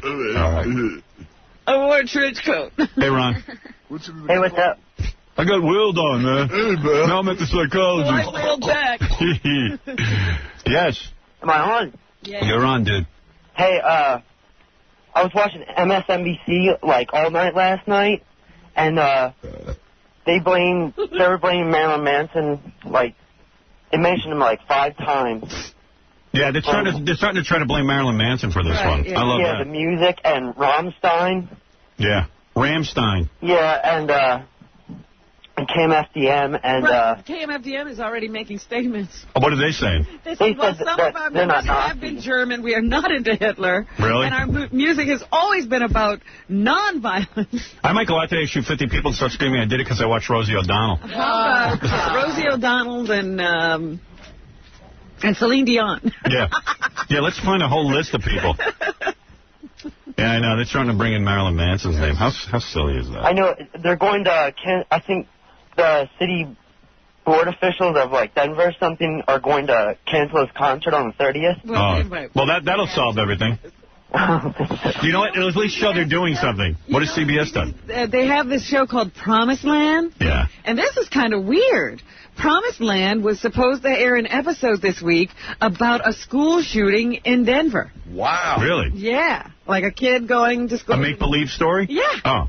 And they were supposed to air it this week. They just wrote that and based it in Denver. And wow. They were going to show it. And then this happened. They said, we're not going to show that episode this week. Of course they should show it.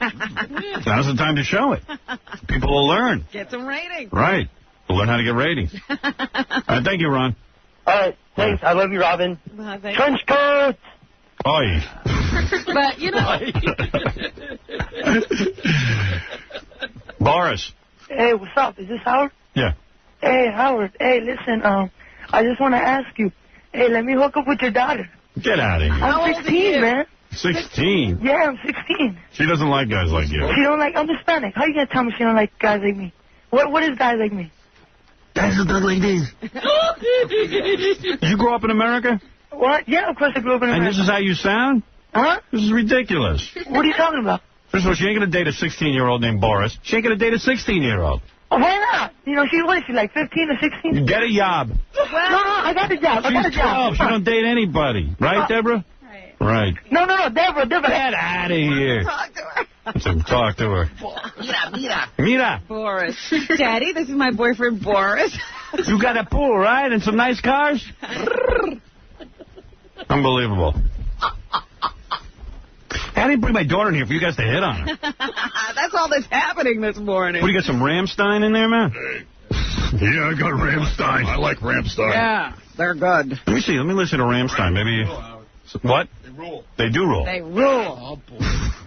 There's a guy. Hey, man. What do you think of Casey? Wait a second. Hey, Casey, come in here. So, you know, Casey, when he was in, what was it, second grade? Yeah. Oh, the writing? No, it was, I think it was like first grade. It was first grade. Really young. They sent him down to the school psychologist. Right, you had to see the psychologist. Because what? You wrote an essay, and they thought you were demented, right? Yeah, it was a short story. I used to write stuff like that. You want to hear it? We have it. Oh, you do? Yeah. This is his actual... You did your homework.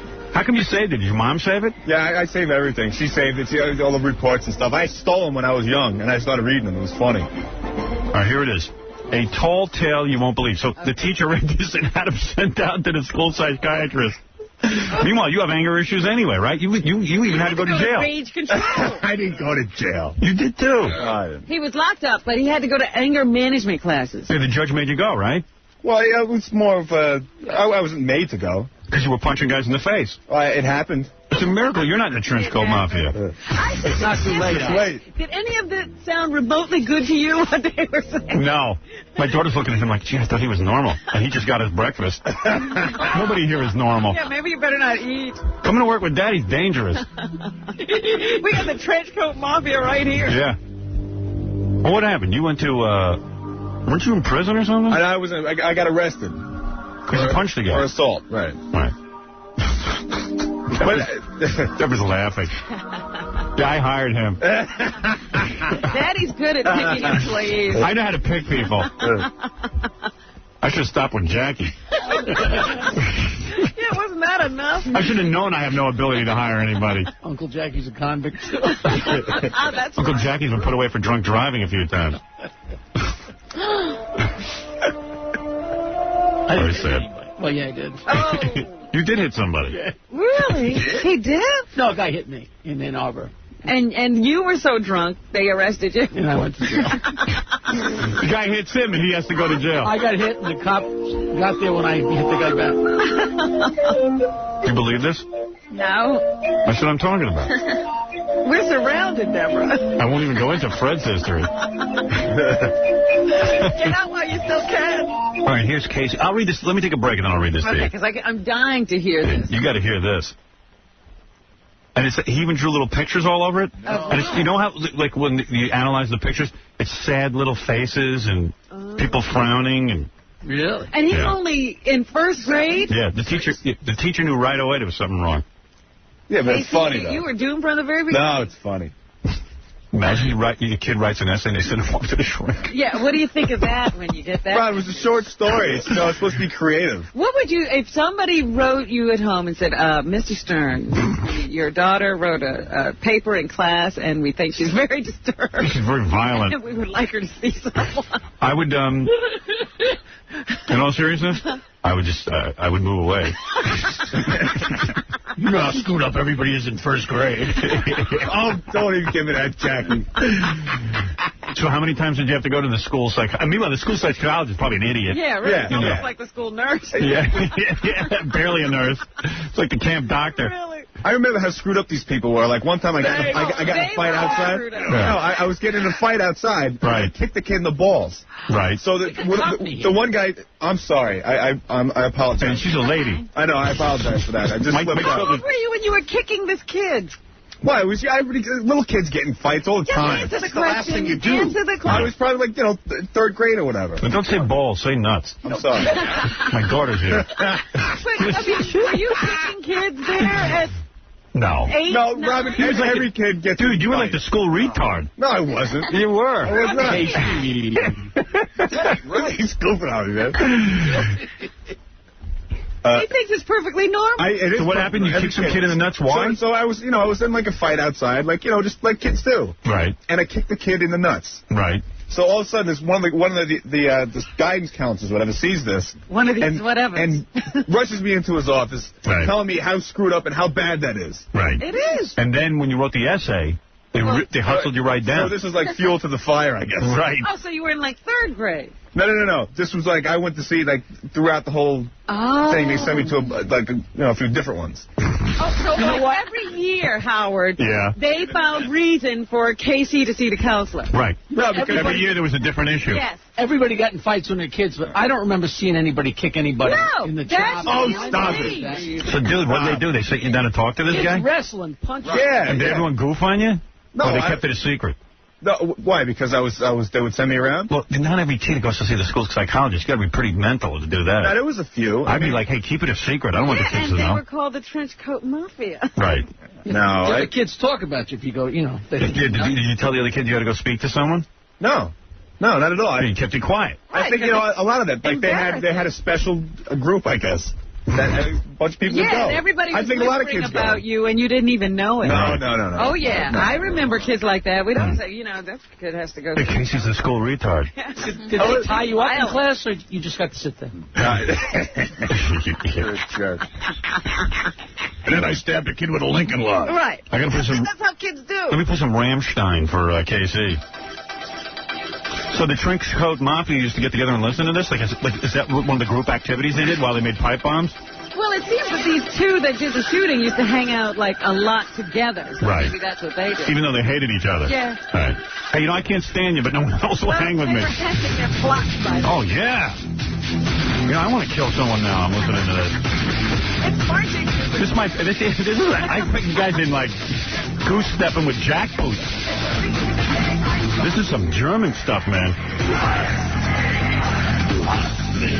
Listen to this. Yeah, we better ban all this. So who's making statements now, Rammstein or KMFDM. KMFDM.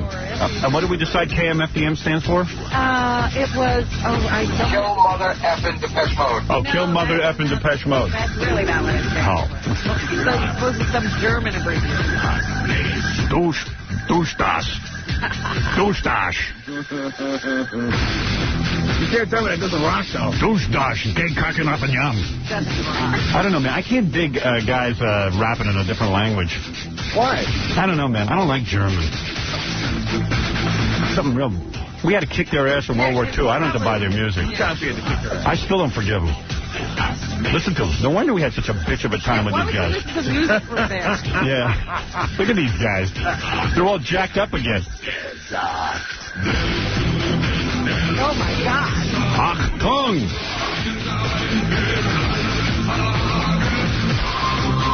Wow. You listen to this at home, man? I love this, man. Yeah! Come on! Get over here. I'm going to kick your ass. You would go to a concert of this? No. No. This music is no party for the Jews, I can tell you that. Black people are quaking in their boots, too, and a couple of gypsies right now. Somebody who had a German girlfriend, Yeah. and they went over to Germany to visit her. They came back and they said, that is the most depressing country. Everybody's angry there. Everybody's all pissed because they didn't win the war. Yeah, you don't want to be bothered with these people. What is it, Chris? The reason why Casey got into a fight back in 3rd grade, what he didn't tell you is they were calling him a fag. Oh, come on. This is crazy. Thanks, Albert. Thank you. Any shooting songs come out yet from DJs?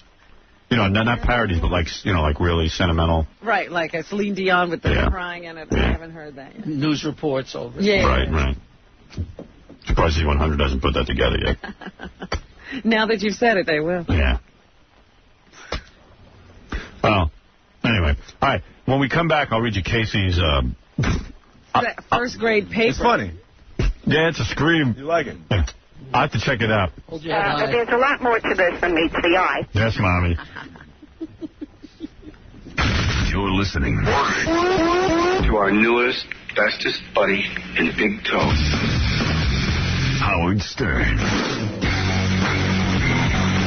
Julia Roberts on tomorrow's show. Mary Jo Buttafuoco will be here tomorrow. Also, check out this week's Saturday Night Television show, all new, with me spanking high-pitched Eric. It is the creepiest thing you'll ever see.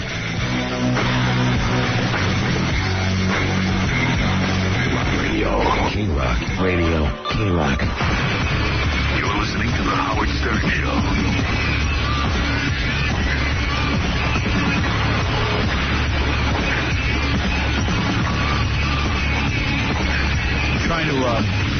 Trying to listen to Rammstein so that I can learn more about every TV news report thing. We want to learn more about what made these kids go off. Yes, everybody's now looking at what are the signs that a kid will go violent. So, of course, they've called Howard Stern in to listen to Rammstein so that he can figure out what's going wrong. I've been asked to intervene. This isn't Rammstein. No, this is Rammstein. Bunch of German dudes. What's the other band? KMF? KMFMD or DM. I got their record, too. I kind of like this, actually, Rammstein. I dig this. I'd go to a concert of theirs. Why not? You're going to stage dive? This is KMF. Whatever.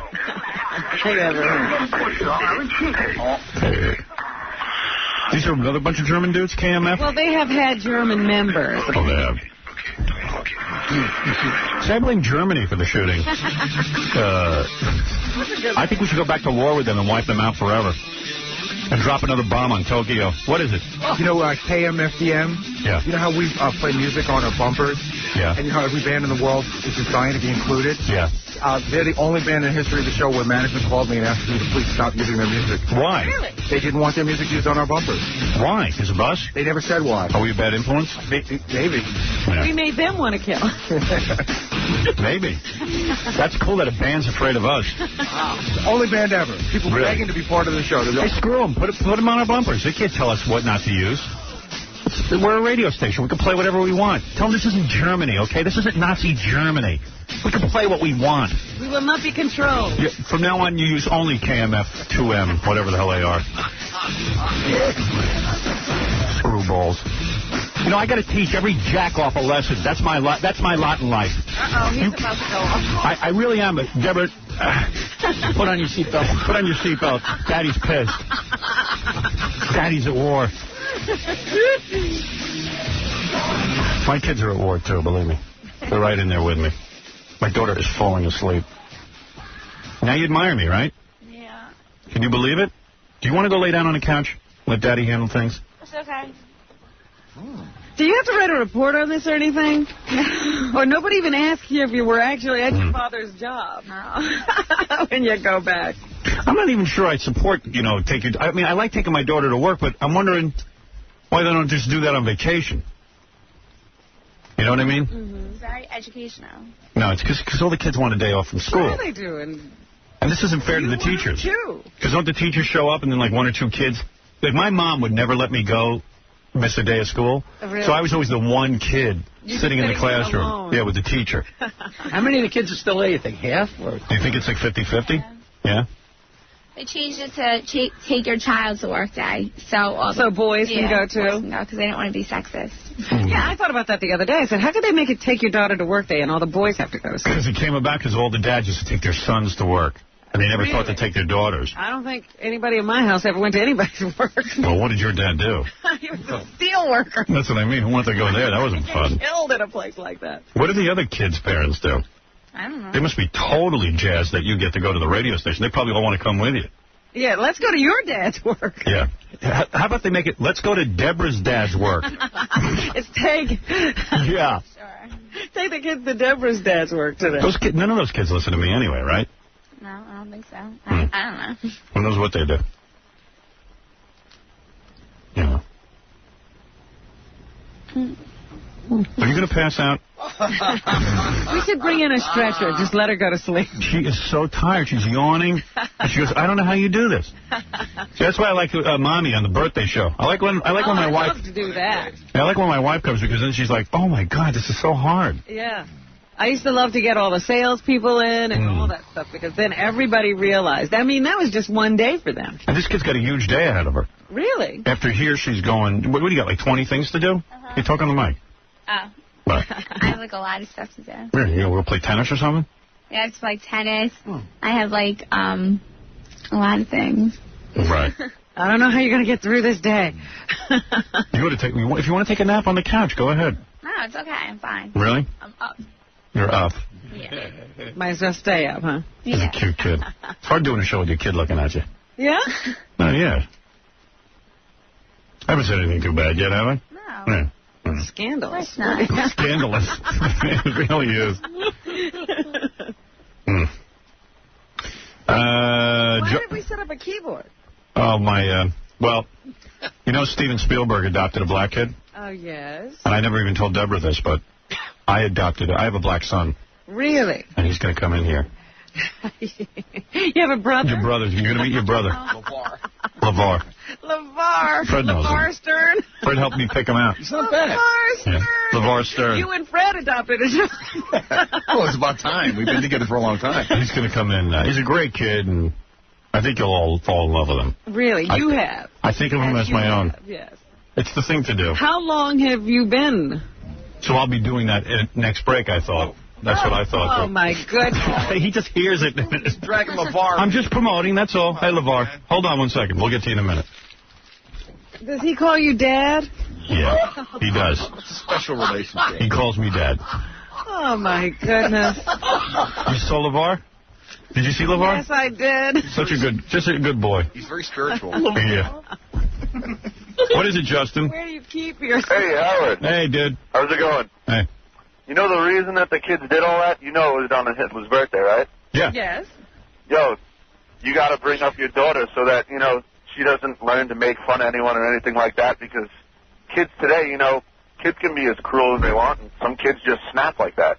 You know? Well, I don't know. I figured I should have snapped, man. When I went to school... You're not a snapper. I got my ass beat every day. Yeah, but then no one would be listening to you. See, would have killed everyone, and that's where your brain's at. That's right. I used my wit to... Oh, yes. Yeah. No, I just got my ass beat and took it. You shut up and took it. That's right. Hey, you want to talk to this chick Those guys fought back, though. They were always at war. Yeah. Oh, were they? Yeah. What did they do? Well, they'd have, like, confrontations with athletes almost all day long. You know how you see these, like, neo-Nazi groups, and they're always training, and they have paramilitary gear and stuff, but they never really do anything? Right. Even like the Klan. I've asked Daniel Carver about this. I said, you know... They just meet. I said, how come during the L.A. riots, you guys couldn't go down there, and, like, since you hate black people, why didn't you go down and finally fight or something? And he's like, yeah, I ain't going to go fighting. That's right. You know, we have barbecues. Yeah, we ain't looking to fight nobody. But like, these kids, man, they just did it. But they were always, you know, there was confrontations daily. You know, almost all day long. Wherever they were, when they encountered an athlete, there was yelling and finger pointing and scuffles. You know, so they were always in, like, little scuffles and skirmishes. So they finally decided to... So the parents are rich? One kid lives in $1 million home, drives a BMW. Oh. No, I never had that. The other kid had parents that were sort of middle class. They had a $100,000 home, and he drove a Honda. Oh, no wonder he'd snapped. A Honda. He had nothing to live. These kids had cars? Yes. How do you I figure if you own a car, things can't be that bad. Life's good. I would have loved to have had a car. Kids driving around in a BMW in a trench coat and shades? That's what I say. You know, BMW, life's fine. Right. Get a chick. In high school, a BMW. Yeah. I had to drive my father's horrible, what do you call that red car he had? Marquis, was it? Yeah. No, not Marquis. What was it? It's called a... Montego. Montego. That's what it was. No wonder I couldn't get a date. Not even close to cool. Right. Was it a 2-door or 4-door? 4-door. Ugh, what a boat. You're driving a boat to school. Montego. It's first time driving a Volvo. I was lucky I didn't drive anything. You had to borrow that. You didn't please. I didn't get any driving. I walked to school. My mom, I was a senior. My mom had to drive me to school. Get in the car. Get in the car. I'm taking you. Ma, can you drop me off 2 blocks from the school so no one will see? Why? Why? What, are you embarrassed? Yes. Yeah, I'm embarrassed. I'm 18 years old. All right, here's the top 5 songs. All right. I'm going to do these for you, like Casey Kasem. Show my daughter what I really do. This is my real job. I do countdown shows. All right, Cher's song, Believe, is, of course, number 5. I am amazed at this. You believe? You like this one, right, Deborah? Kinda. Yeah, she likes this stuff. She's a 12-year-old girl. She'll grow out of that. Pretty soon she'll be into Rammstein. Yeah. Once you get into Rammstein, we'll buy you a trench coat and sunglasses. All right, that's number 5. Number 4 song in the country right now, Shania Twain. That don't impress me or something? That don't impress me. You don't like this, do you? What is that? Shania Twain's like a country person. Number 3 is Britney Spears. You like this, right? I like that. Yeah, I like it too. Even my 6-year-old sings this song. Oh, I would love to hear Ashley sing that. It is so fun. She wanted to come here today, but there's no way I could do a show and handle her at the same time, right? No way. No, but she would have sang this. Yeah, I would love to hear that. She's like, oh, baby, baby. She knows like one word. Yeah, just like her father. Like Daddy. Yeah, number 2 song in the country is TLC. Okay. It's my favorite song. Yeah, you like this. My favorite song. Really? I can't believe you like this. What's wrong with this? I don't know. Like Britney Spears. You like this? It's all right. Love it. Deborah loves it. Oh, yeah, well, I know all of them. TLC. Oh, really? Yeah. Cool. All right, and number 1 is Naz. You know this one, Deborah? No? This is hardcore. Because the guy uses the word niggas in here. I don't think they play that on Z100. He's going crazy. He's going crazy. Hey, you know what I found? You know that French guys in France are now doing rap? Really? Yeah, I got some tape of that. You want to hear that? Here. This is legit. This is like a big song in France. That's rap music in France. Because those French, all they do is rip us off anyway. Ripping off our black people. What are black people? Our black people. American black people. Sorry, Rob. Our black. So that's French rap music, Robin. Do you want to hear the essay that got Casey? That's what we were talking about. All right. This is his first grade. Everybody wants to hear this. Casey, come on in here. All right, so Casey, just to give you a story, Casey, I hired him right out of college. He was a football player from Kentucky State. He perfectly reasonable, didn't he? Good-looking guy, nice, well-mannered guy. And then I've come to find out he got in trouble in college. He beat up a guy, had to go to court, the whole thing. Had to go to anger management classes. But it turns out, from the time he was in first grade, he wrote an essay, and they put him into school-site colleges. And this is the essay. When was the last time? That's one of them. That's the only one that I had. When was the last time you hit somebody? I was in college. I was Western Kentucky, by the way. Oh, Western Kentucky. Yeah. Whatever that is. Yeah, who cares? Hey, let me ask you this. Is this the essay that got you in trouble? Pretty much, yeah. All right. This is the start. It's called A Tall Tale You Won't Believe. Okay. Right. It's hard to read because it's in pencil. I saw it as laughing at me, Howard. Well, she never... What is that? You're afraid to hear it? I'm excited to hear it. Oh, you are? It's funny. Once upon a time, there were 3 people. Kyle, Casey, and Armstrong. Oh, my goodness. Ready to lock him up. His name is... I'm running for cover now. Because your name is Kyle Casey Armstrong, right? Okay. Cuff him. And all of a sudden, a guy I saw was eating a mouse. I went to Armstrong.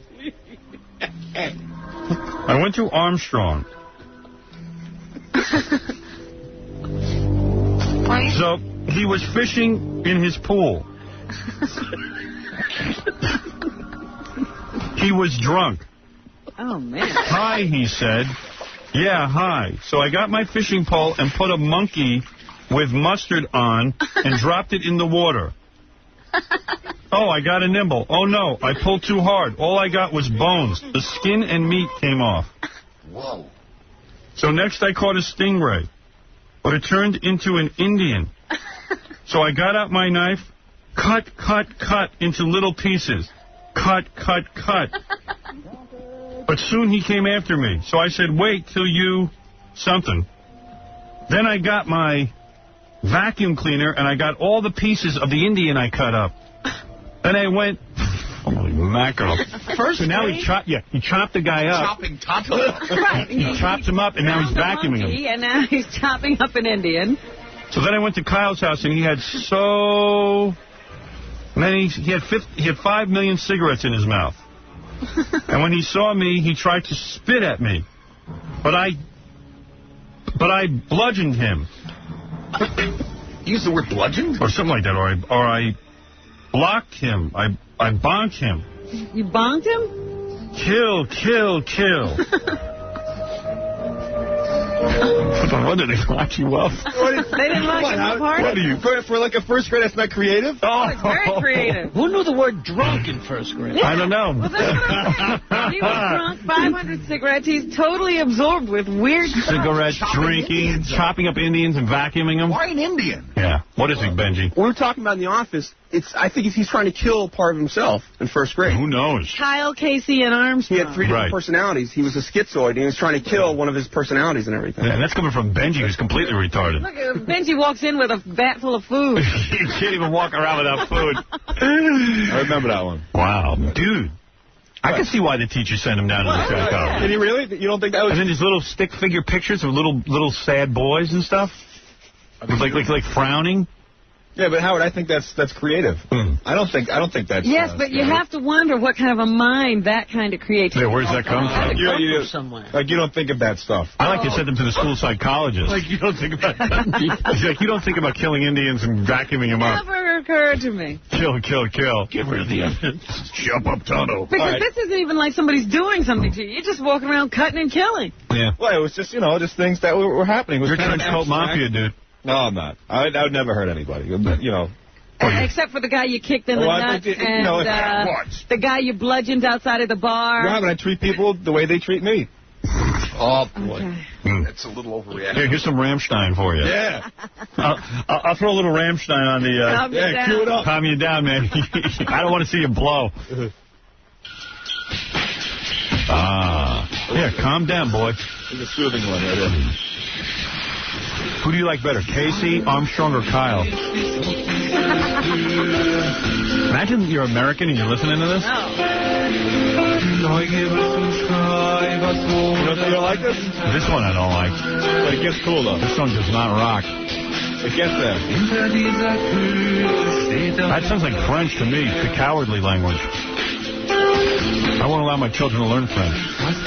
What language do they take? Any language but that.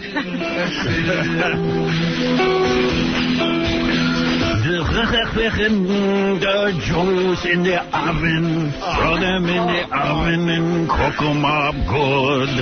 We should have one, World War II. I'll kill the Jews, you kill the Schwarzes.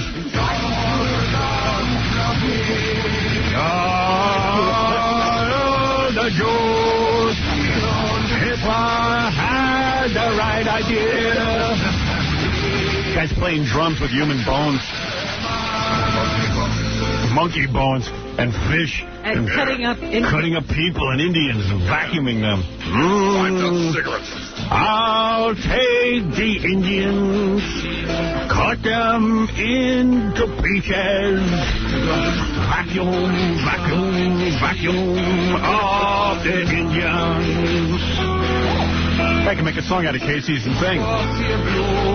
Take on those fishing, 500,000 cigarettes on kill. A drunken Indian. There's a sky you won't believe.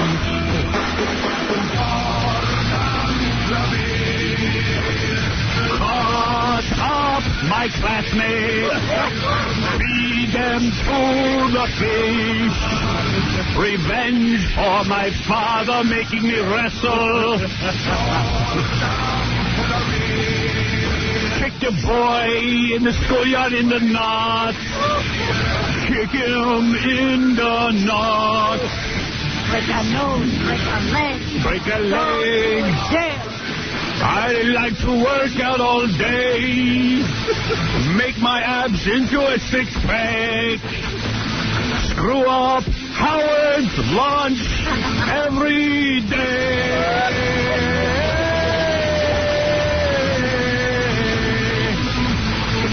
Charles Manson just called. He wants to meet KC. Yeah, he likes it. Like to join his family. Yeah, Matt, what is it? Hey, Howard, you got to fire all three of those guys, Kyle, Casey, and Armin. Yeah, immediately. Who works for us, I wonder? Mock Snell, man. Mock Snell. No.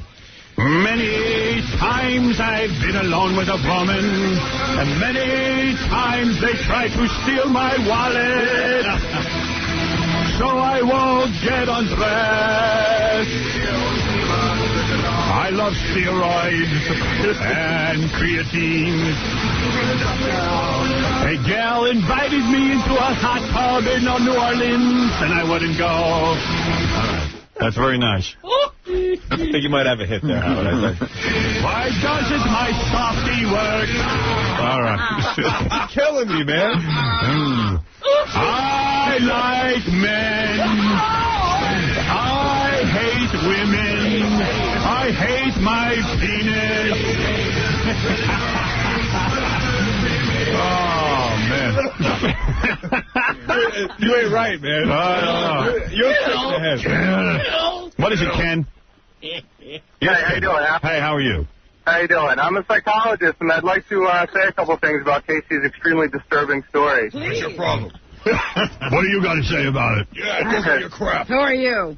I'll kick you. Okay, well, first of all, as probably been said about these boys from Colorado, violence to animals is the #1 predictor of violence to humans. Right. And that's a pretty violent story with the using the monkey as bait.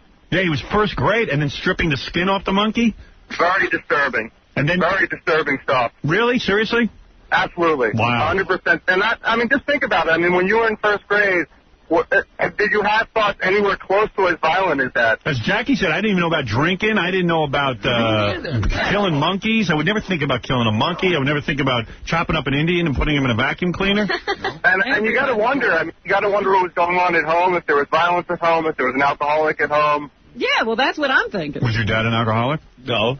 Mom? No. Oh, you don't want to My talk? mom's a saint. Yeah. Well, he had to know about it from somewhere. Uncle? Where'd you learn about drinking in first grade? I probably watched TV. This other thing is my mom's a saint. My mom's a saint. Oh, yeah. My mom's a saint. Well, she is. My mom's a saint. My mom's a saint. Yeah. Well, that's what a lot of gay men say. I would chop her up. Well, I had a rabbit. I had dogs. I boiled them. Ate them. I was kind of...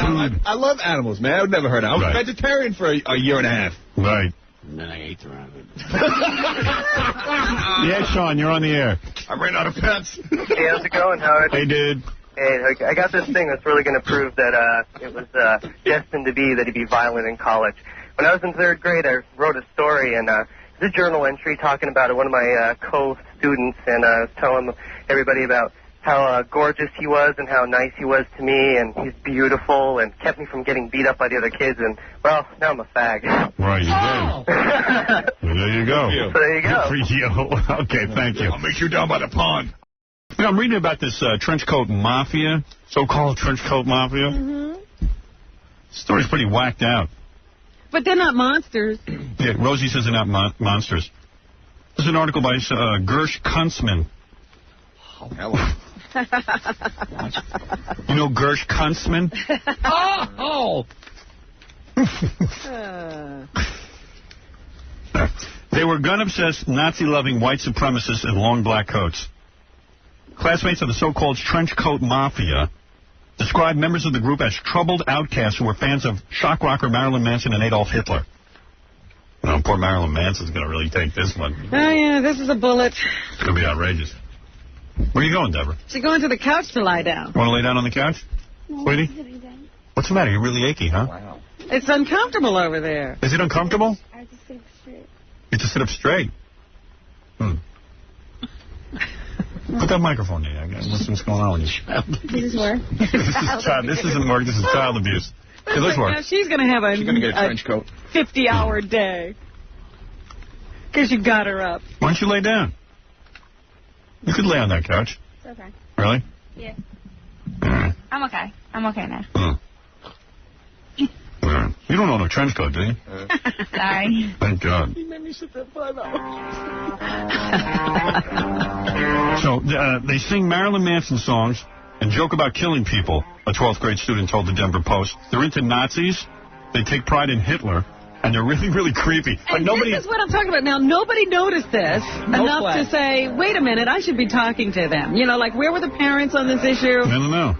Other students say a lot of kids act different in school than they do at home. And that's true. But, you know, I mean, if I saw somebody walking around, like, getting into Hitler, a flag should go up. Would have gone home. Yeah, a flag might go up. You know, poor KC writes a little story. They got him in school psychologist. That's Denver. I love this song. Excuse me for 1 minute.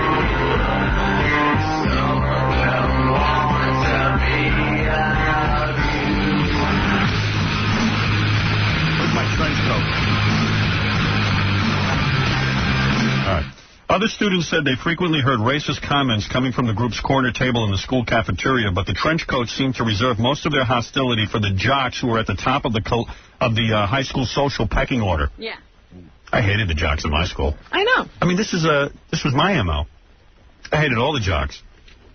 Yeah, but you didn't get into confrontations. No.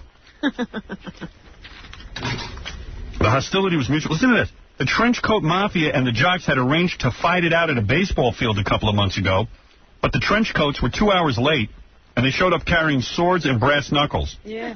The rumble was called off. How do you call off a rumble? Well, I guess nobody was there by the time they got there. They showed up 2 hours late to a rumble? Where did they get swords? Sounds like they were little... Yeah, you know, people think about a gun. They start off with swords. That's almost weirder than having a gun. Yeah. I think I blame Star Wars for this. The jocks said forget it. They called it off. These guys showed up with swords. With brass knuckles and swords, you're going to fight them? But they were geeks. Because of their penchant for black clothes and ghoulish makeup, many fellow students describe the trench coats as goths who belong to their own subculture of darkness. But the trench coats' love of guns and Hitler and their omnipresent black dusters make them more akin to the Old West villains than the largely nonviolent goths. Man, listen to these groups. In my school, they were just nerds. Black people. Oh, that was junior high. All right. Good Lord. Yeah, but then I got to my other school, it was nerds and Christians. That's worse. The trench coats' military obsessions were well known around school. They often broadcasted through death poems and by wearing armbands declaring, I hate people. Honey, are there any I hate people armbands in your school? No. Good. Not so far. Because Rosie O'Donnell's very afraid to send her kid to school, to the prep school that the kid goes to. Yeah. You know how those preppies are. Yeah. I'm very afraid to send Parker, to a 4-year-old, to school. She's got to be kidding me. She's totally kidding. It's a goof. Eric Harris and Dylan Klebold, the two gunmen, sometimes spoke German in hallways. See, these were kids crying out for help. Yeah. Nobody's listening. I made references to 420, Hitler's birthday. Even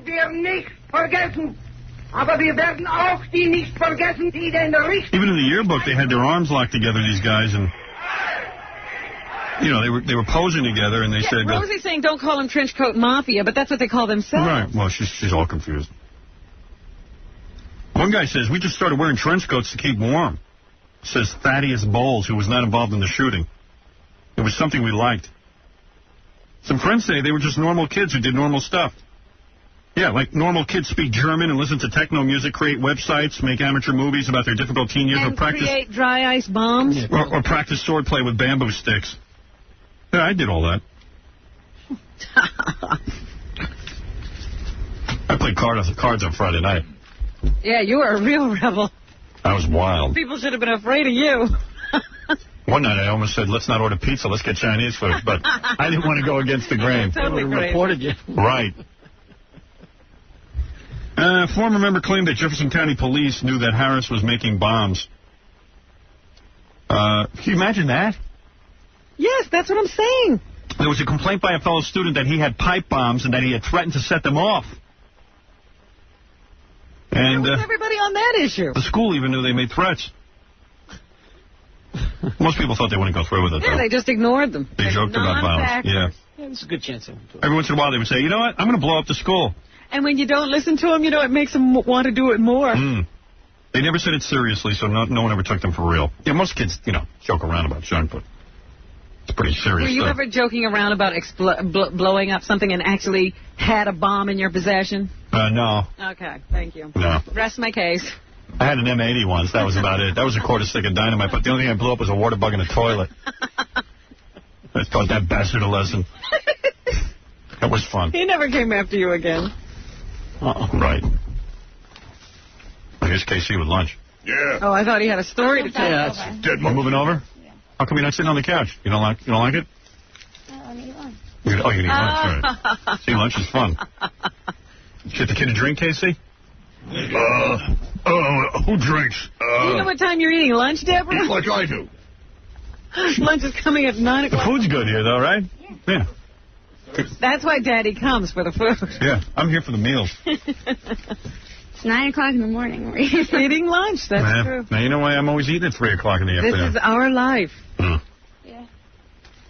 Deborah's such a good kid, she orders me sushi from the Chinese restaurant. Yeah? Yeah, she's so good at it. You don't know how? No. I don't know the phone number. I memorized the phone number. She calls and she orders me sushi. Oh, good. What do we got? Crab rolls? California. Yeah. California roll. Best And stuff. you get like 100 orders of everything. I always say to her, get 100. She'd get like one order of it, and we'd run out. Then you're sharing. I said, get 10 orders of California rolls. She goes, no one will eat that. I go, who cares? Just get it. Meanwhile, so wasteful. Yeah, of course. And then you scream about everybody else. It's different when it's from me. Oh. Hey, how many kids have a pipe bomb and scream about blowing up the school and everyone thinks they're joking? Not any. That's weird. I don't know. They didn't know how to release their anger. People not accepting them and no one knowing how smart they were.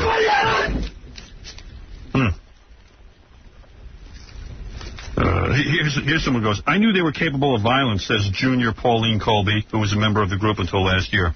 But I guess she kept her mouth shut. Yeah, she got out. Sounds like they had a lot of people in the group. And they had chicks, too. Yeah, there were girls in that picture. Yeah. How big could it have been? And they're driving BMWs and have $1 million mansion? I don't know. But it looked like the rich kid always hung out with the poor kid. And it says they hung out at that cafe. It sounds like friends. Yeah. Except they had bombs. Friends with bombs. Friends with bombs. I'll call Les Moonves. We'll get that right on the air. It's a TV sitcom. Yeah, what is it, David? Hello, Howard. Hey, man. I was at an Explorers Club meeting, and your father and sister were there. It was about, 6 to 7 weeks ago. Really? My dad was at what is an Explorers Club? Well, you plan, world tours and travel, and they have meetings and stuff. And your father must be planning, a world tour, but he was asking, the most annoying questions. He was, really paranoid. He was asking if the water supply on the ship is cool, and, if he could get Legionnaire's disease. Get out of here. He wasn't worried about the entertainment. He didn't want to hear Nancy Sirianni's lousy Get out of here. My father don't go to meetings like that. Premise. It's funny. Here's a guy who considered killing kids in his high school. All right. Jason? Yeah. Hey, dude. What's up? What do you want? Oh, well, basically, I think everybody's been looking at this thing from the wrong angle, because I went to high school in this little cow town in Indiana where basically if I didn't own a Ford and a cowboy hat, I wasn't cool. And I had long hair and my leather jacket and everything, and it was just constantly people making fun of me. And then the teachers would just basically say, well, what do you expect? You're different. And I think the big problem here is the fact that, yes, what they did was wrong. I mean, they shouldn't have killed those people. They didn't handle their anger correctly. But the society is not taking a look at what's causing this. They're not looking at themselves, too, because there's... Dude, I'm going to go to sleep, I think. Get to the point. You sound like Rosie O'Donnell. No, dude. You have the answer? What are we not looking at? Yeah, what aren't we looking at? You're not looking at the fact that popular culture today is taught that it's okay to make fun of people that are different. And the teachers and the administrations and the parents that's new? say, What did he say? I don't even. I'm looking at Deborah eating her lunch. What? To make fun of people who are different? Like that's a new concept? I don't even understand the concept. No, but see that's what He has they a were solution. talking about. Who hasn't been made fun of? Yeah, but it's not just being made fun of. It's constant harassment. I dropped out because it was every 30 seconds. Oh, you're a baby. Big deal. Of course they make fun of you. You make no sense. Everybody got made. Didn't you get made fun of? All the time. Howard. Dave, yeah. Howard, I'd like to make a statement and then ask a question. Thank you. My statement is, aren't the people that are different in high school and college, aren't they the people that rise and are the cream of the crop in life? Not necessarily all the time. Pretty much, though. No. All the people who do rise are different. However, there's tons of different people who don't do anything in their lives either. Bill Gates. Look at you. Look at me. Hey, Mel Karmazin. Yeah, I'm sure he was a lot different. Stuttering John. Stuttering John. There you go. This is for Deborah. Deborah, what's it like to live with Howard? Is he the same way he is at home on the radio? Is he still a goofball? Sometimes. No. He's a fun person, though? Very fun. All right, Howard, you got to stay like that. I think I'm a great dad, I think. I always thought I'd be like a cool dad, like the kids would want to like hang with me and stuff, but kids always are like embarrassed by their parents, right? Yeah. Yeah. Like Deborah doesn't want me showing up at her school and stuff. I wouldn't either. Look at you. I thought it'd be cool. She's like, no, stay away. Do you know what I mean? I figure with my job and everything, you would think I was like the coolest. Don't the other kids think I'm cool or something? Or they don't talk about it? Don't talk about it. I don't know. Your friend Rebecca thinks I'm cool, though, right? Yeah. Well, what about your friend Elise? She thinks I'm cool. Yeah, all my friends like you. They do? Yeah. You're a good person, I guess, Howard. Yeah, but I'm not the favorite parent. They have, like, I should be the favorite. How are you going to be the favorite? We don't What really are you going discuss to the do parents that with them? much. Because I'm famous. Wait, what are you going to do with them? Nothing. I'm not going to do anything, but they should flock to me. There are parents who, I suppose, actually get involved. I'm not doing that. Kids don't want you to be involved, right? You want to just hang with your friends. You don't want me hanging around you. I had a friend who had an annoying parent who used to always hang around with the kids. And we'd never go over his house because the parents are always hanging with us. You know? Any parent that hung with you, you kind of goofed on, right? Right. Yeah. What parent hung with you? Well, the parent that wound up driving everybody all the time. Yeah. Hey, let's smoke the fun. That one. Imagine Jackie with kids. What would you do, Jackie? You're always high. I wouldn't even know I had it. That's right. He forgets. Who are you? Oh, yeah. Like that couple on Dragnet who he got high and left the baby in the bathtub. Yeah. Imagine if your dad was drunk all the time or smoking pot and bongs. You know what I mean? Having parties where I was You're always finding his stash. Can you imagine you find your dad's stash and you find your dad passed out and you open up your door and your door hits your dad in the head? Right. Because he's passed out on the floor? Your friends are hitting your dad in the head at the door when they come in. Hey, who's the door jam? Dad. Where's my load? And you live in 3 houses all close together. Could you imagine that? It'd be so embarrassing. Then your mom are performing in the garage. Yeah, your mom has a special studio built for her music that no one ever listens to. Nancy. Yeah, and then, like, your mom and dad are always performing in their garage for anyone who comes over. See, Jackie's better off without kids. Right, and then they have a dining room table. They have to hang out the window. Yeah. Hang your ass out the window. Oh. Can you imagine, seriously, can you imagine a parent like that? No, I'd kill myself. As long as you Your don't kill anybody else. Mom shows up to school in a bikini. Or mom's pictures are all over the internet. Yeah, your mom's got naked pictures of herself on the internet. Naked ass. Yeah.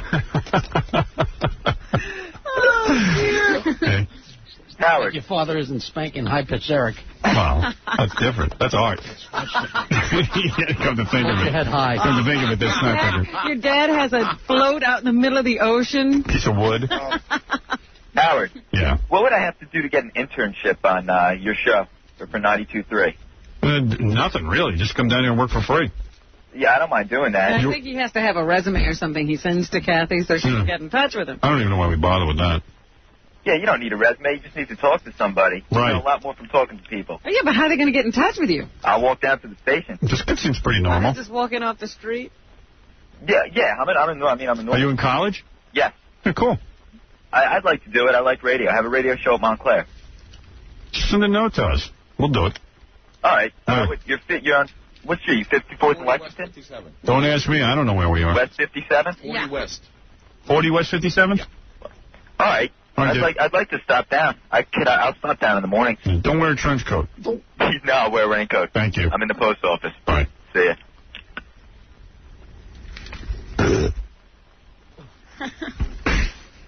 All right, what's in the news, Robin? Well, of course, it's the trench coat mafia. The AOL is cooperating with the FBI to turn over any information that could be linked to the Colorado killers. AOL is reviewing the content of websites, according to a spokesperson. At this point, we have no knowledge any of the people directly involved posted any kind of warnings on the Internet. The FBI said yesterday it was preparing search warrants for any information on websites and member profiles on AOL. Meanwhile, they're still cleaning up in the aftermath of that shooting. It took a long time to go through and be sure that there were no more bombs left before they could get in there and get the bodies out. I bombed at Westbury. Oh. Hey. How many bombs were there, actually? I don't know the count, but each of them had bombs on them. They had bombed. They had rigged the cars with bombs. There were a couple of devices exploded in the school. I think they said somewhere around 30. Yeah, and then they were all over the place. And what did they do? They planted the bombs in the school? One went off like the night of the shooting. They planted bombs in the school the night before they did the shooting? I don't know the plan. No. Surprised you don't know that. But they were well put together, and they say they're looking to see if there weren't other accomplices, because this looked like too elaborate a scheme to be put together by just two people. A military operation. But they say that this kid Dylan was at the home of the other kid for 36 hours straight. Just before this whole thing happened. And at one point, one of the neighbors was out painting a fence, and he heard this loud smash. Yeah. And it turns out, that they were breaking something in there, and that's what they used as the shrapnel for the bombs. I see. So, there was all kinds of stuff you could have looked at and said, these kids should be separated.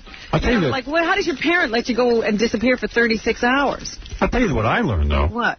When I was watching the reports on TV, they're so elaborate in describing how the kids made bombs and how you can use staples and metal, and they show you the kind of tubing to buy at the hardware store. And I don't know how to make a bomb, thanks to, Channel 4 News. Yeah, but you wouldn't know where to get the material, so you're safe. No, I wouldn't go shopping for the materials, but I'd send Ralph. Like Ralph would know. What is it, Sal? What? What is it? Hello, you're on the air. Howard. Yeah. You blew my punchline. You called me Sal. I don't know. It's a Sal here. That idiot John. Oh, my God. I don't know what that kid is on. I think he's drinking the same stuff Jackie's on. All right, goodbye. Goodbye. Sal. So anyway, the gun-obsessed, Nazi-loving, white supremacist kids in long black coats have now gone down in history. Right. They're the best teenage killers in the country. Well, let's say they've killed the most people. I don't know if you want to say they're the best. Well, I mean, if you're the best, if you have the most numbers, right? Right. So I guess they would get that title. What is it, William? Hello? Hello? Hello? Yes. So anyway, one teacher was killed. They say he died a hero trying to protect some other students. And then the students were scrambling to try to save his life, and he eventually died. So, that's that. Bad times out there. That school's still closed because it is a crime scene, but schools in Denver. So you tell me some kid was brave enough to go up to them and, try to... This is a teacher. Oh, a teacher. Yeah. I don't think I'd be that brave. In fact, I know I wouldn't. Oh, Howard. I'd be Do we even have to think? I'd be on my knees begging. Away from a pile of clothing in the woods. Remember that? Me and Ratso. I went and got Ratso. That's right. You were alone. Saw a pile of clothing and ran. I went for a walk in the woods. I saw some clothing. I thought it was a person. I ran back to my house. I got Ratso. We went over there. It was just some clothes laying on the ground. Remember, you snuck up to the clothing. Yeah, remember that, Deborah? No. You don't remember that? Good. Why do you have to bring that up in front of my kid? Because you were wondering whether you'd be brave. What is it, Scott? Good morning, Howard. Listen, I just... How about the time me and you ran away from the guy robbing the bicycle? Oh, we were in a car. We had no time. We had to get to work. Yeah, go ahead. Yes, sir. Yes. Hey, I just wanted to tell you that I have to agree with you. I think Rosie O'Donnell ought to shut her mouth about the guns. Of course. I'm a father of 3, and I feel like that what they ought to do is concentrate on looking at the parents and see just why they had their fingers up their asses. Right. Well, they probably did it. You know, sometimes you get a bad egg. I'm telling you, your kid goes away for 36 hours. He's got bombs and explosives in the... You know, they couldn't have had all this outside of the house, so it had to be in the house. Yeah. I got to check your room tonight, Deborah. I got to make sure you don't need a pipe bomb or anything. Right? You don't mind if I go through your stuff? I don't mind. I have nothing in there. Nothing to hide. Right? Nothing to hide. Well, my mother wonders when they had time to listen to music and play video games with all the stuff they were up to. My mother was like an FBI investigator. She was in my room so much. I managed to hide a few good things in there. Like? My Playboys. Oh. She probably knew they were there and just didn't disturb them. Yeah, maybe that was it. Yeah. I had some stuff in my room, but I'm not going into it right now. A memorial service was held in Littleton last night, and this student spoke, Howard, number 1. Oh, memorial service. They got that together already? They've been praying since this happened. There's no explanation for it, and it just feels like something hit us inside, and it's going to be there for a long time. This is pretty bad. Yeah, I don't know. Well, how do you think it would affect you if you had lived through this?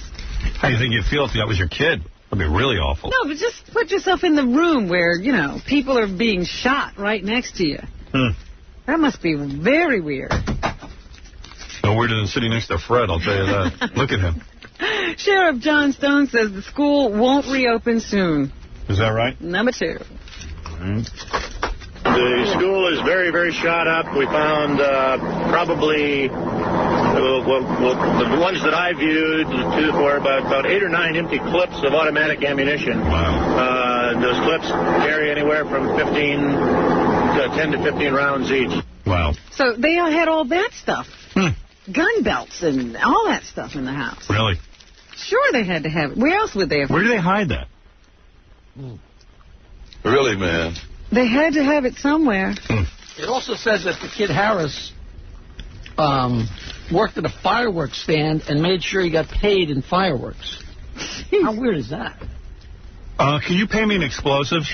Nobody's putting 2 and 2 Yeah, nobody can add in this community. It does seem like a no-brainer when you read it all put together in this. Yeah, Nazi, German stuff, Hitler's birthday. Come on. You know. Work being paid in fireworks. Wants to blow up the school and actually has bombs. Spoke in German, talked about World War II. I got to take a break here. We'll come back and do some more news right after this. Here's Senator Joe Lieberman. These 2 decisions this year has become as much a standard shredder as a standard setter.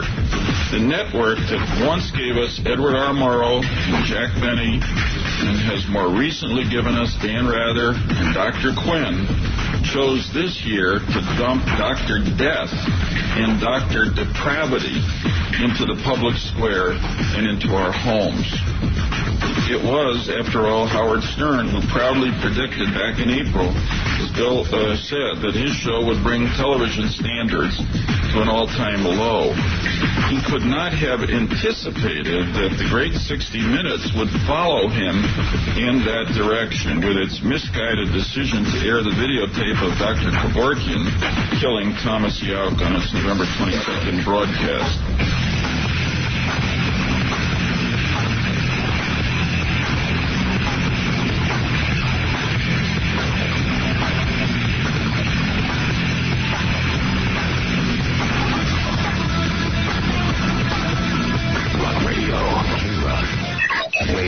K-Rock. This is Agent 0069, codename Poontang Plenty. The Howard Stern Show. Yeah. Keeping it real. Up in the field.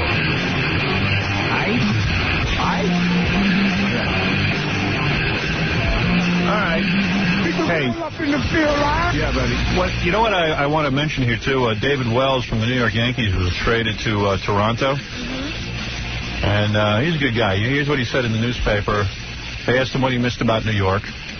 Other than the fans, what does Wells miss most about New York? He says Saturday Night Live, hanging out with Lorne Michaels, the David Letterman Show, Howard Stern, my big buddy crazy man. Well, we miss him. And I'll tell you something, I think it's affected the New York Yankees. I think so. They're not playing well. Wells was the heart of the team. People loved him. Williams is struggling, the guy who came in to replace him. He won last night, but it was because the team did so well. took care of the business. Wells was fun. All the guys liked him. He was having a great season last year, let's face it. And, by the way, in Toronto, he's kicking ass. See? And he said this will be, you know, Toronto's gain and New York's loss. Because he thought he was going to have a good year this year, too. Yeah, he's kicking ass. 3 wins so far. 0 losses. I'm sorry they traded. I was shocked when they traded him. Yeah. I just liked him because he came on the show, too, and he was a fun guy. But I don't know. I don't get it. If they had picked up some guy who was, you know, amazing, you understand, but this guy. What was the point? Well, anyway, we'll be hearing from him, though. He's on in Toronto. You know, he hears us in Toronto, so he knows what's going on. With us, anyway. What else is in the news? Well, of course, everybody's talking about the shooting in Colorado now. At the Wiesenthal Center for Tolerance in Los Angeles, they say they had noticed the boys' website. They had? Yeah, their webpage, but apparently didn't realize it was a red flag. Here's Rabbi Abraham Cooper. They didn't understand it was a red flag? Nobody understood. Nobody could see this. Our website, which is no longer up, did come across our researchers. And we did not keep it because, frankly, we didn't think we were looking at any sort of organized group. Right. And Teacher of the Year, Andrew Baumgartner, he had some ideas about how to avoid such tragedies in the future. Number 5. How do you get a title, Teacher of the Year? He won some. He got a medal or something at the White House yesterday. Well, why can't I be something of the year? You don't want to know what it would be. I don't care. I'd like to see schools equipped with full-time counselors and... This guy's Teacher of the Year? Yep. Social workers whose job it is to support teachers, as well as specialists in education. Why is he Teacher of the Year? He would do creative things like have like Snow White's wedding or Cinderella's wedding. He'd invite the whole class to Cinderella's wedding and stage the whole thing. That's nonsense. That's that we classroom teachers. That's fun. That's not school. May not be trained for. And here's Baumgartner, who says violent students are usually the neglected ones. They're not getting the kind of positive attention that every young person needs in order to feel good about themselves and in order to be the kind of productive citizen we would like for them to be. And the people who were trying to save these children are also affected by the whole thing. Here's Sergeant George Hinkle. He was on the SWAT team. The threat of booby-trapped explosives kept authorities outside the school for hours, despite obvious pleas for help. Here's the sergeant. We saw a sign in a window and looked at the sign and said, help, I'm bleeding to death.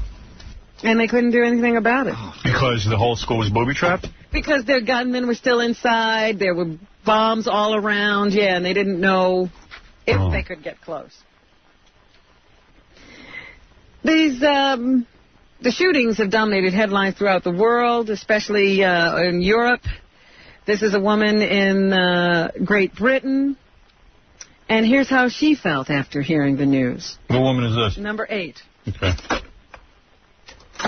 I've been to America a lot, and it really scares me that this kind of gun culture is so prevalent there. Oh, I like how everybody attacks the whole country now. Meanwhile, thank God for our gun culture, because we're the ones saving everyone's ass over in Kosovo. Well, at least thank God we like to make guns. Yeah. Man, what is this? Now everyone's coming down on us? Yes, of course. Just because some 2 wacky kids? Immediately. Yeah. Even our own Rosie O'Donnell's coming down on us. Crazy. This is Newsweek's education correspondent. His name is Pat Wingert. And he says that research suggests violence in the media does have an effect on children. There is lots of research on violence and we have 2 bad apples here out of a country of millions of kids. Kids and the media. And generally what it finds is that kids who get a steady diet of media violence do not usually, or there's no strong correlation that they go out and hurt somebody. But what studies do indicate is that exposure to violent TVs and movies, video games, and computer games reduces one's sensitivity toward violence. Kids end up thinking everybody does this kind of stuff, and the deterrents against using it themselves are reduced. First she says, there's no, listen to this. She completely contradicted herself. She said there's no evidence whatsoever that people who are exposed to high amounts of violence on TV ever do anything. Ever do anything violent. Right. But what it does is it makes you... It lowers everything. It lowers everything. But, it was like, but you just said they don't act on it. Oh. And this is one of the things that people say that always cracked me up. Here she says that the media often does not realistically depict the effect of violence on people. You may see a shoot-'em-up scene, and you may see the guy get arrested and taken off to jail, but you don't see the pain in the families' faces. You don't see the grieving that takes place and the emotional devastation.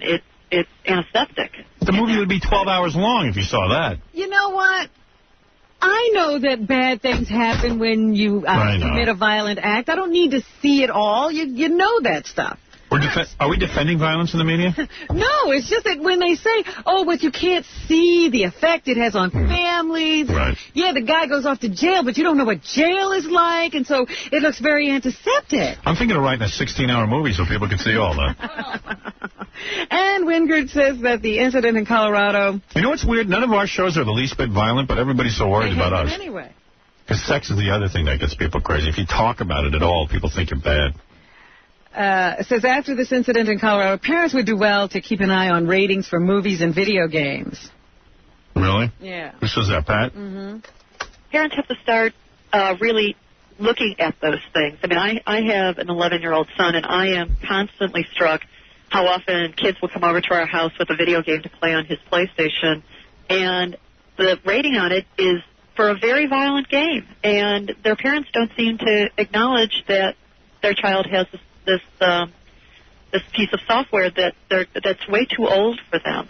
So I think that parents have to be very careful about desensitizing their children toward violence, and if they were ignoring it before... So now video games are bad, too? Of course. She makes a good point. Parents aren't looking. They put all those ratings on, and they don't care. Yeah, so why put the ratings on? That's why everybody wants to ban everything, because parents don't want to do their job. Right. See? You're right. There's your music. You're welcome to it. Wait, David Hinckley is weighing in on this topic as well. He says video games and movies are often marketed without regard for young audiences. David Hinckley, the guy who shot Reagan? No, that's Johnny. Oh. Who's David Hinckley? Doesn't he write for the Post of the Daily? Oh, that guy. Oh, where did they interview him? I guess right here. And he knows something about this?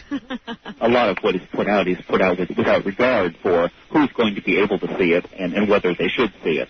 There certainly are age-appropriate points for all sorts of things in popular culture. What's fine for a 17-year-old is not fine for a 7-year-old.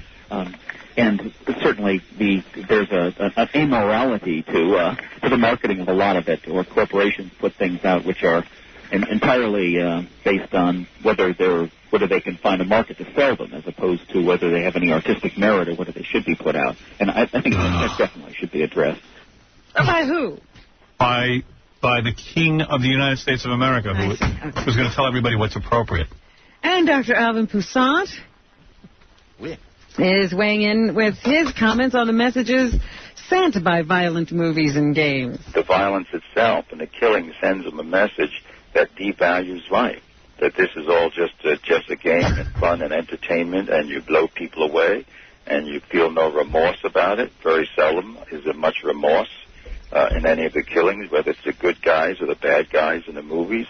They all do it with... I don't buy any of this. Yeah. 2 kids are whacked out because God knows what reason. They as if everybody's doing it. Yeah, so everybody now is running around scrambling to ban stuff. What a dull society we're going to have. The kids asleep on the couch. Where'd she go? My poor daughter. This is take your daughter to work day. She slept through the whole thing. You fell asleep for real? So take your headphones off and go to sleep. Take your headphones off. I know you did. Take your headphones off. No. Because that's what's keeping you up. No, you're not. You're sleepy. I'm fine. Take your headphones off and lay down. It's an order from your father. Lay down and sleep. Please lay down and sleep. All right, don't lay down and sleep. If I say don't do what you want to do. Do whatever you want to do. And, of course, it harkens back to the movie Heathers. Right. Which starred Winona Ryder and Christian Slater. It was released in 1989. Here's a scene. What happens in Heathers? They shoot up the class? Well, doesn't Christian Slater's character, doesn't he start gunning down everybody at school? Right. Yeah. I'm going to clean the slate as much as I do. Right. Maybe I am killing everyone in the school. Because nobody loves me. Let's face it, right? The only place different social types can genuinely get along with each other is in heaven. That's a good one. It's a comedy. We got to take a break. We'll come back and do some more news right after this. Hi, this is Nancy Wilson of Heart. Hey, baby. Not many people are aware, but did you know that Magic Man was written about Howard Stern? No. That's right, yes. Yeah, it's the truth. Howard is sweet, nurturing, silly, intense, romantic, affectionate. He is an intelligent person. So where does the magic part come in? If you pull down his pants and abracadabra, it looks like his penis disappears. Oh. I'm not making my daughter's hearing this. From the top of the Howard Stern building, it's Howard Stern. What goes on in here? Vehicle police. I don't know. What kind of job do I have? To take your daughter to work that...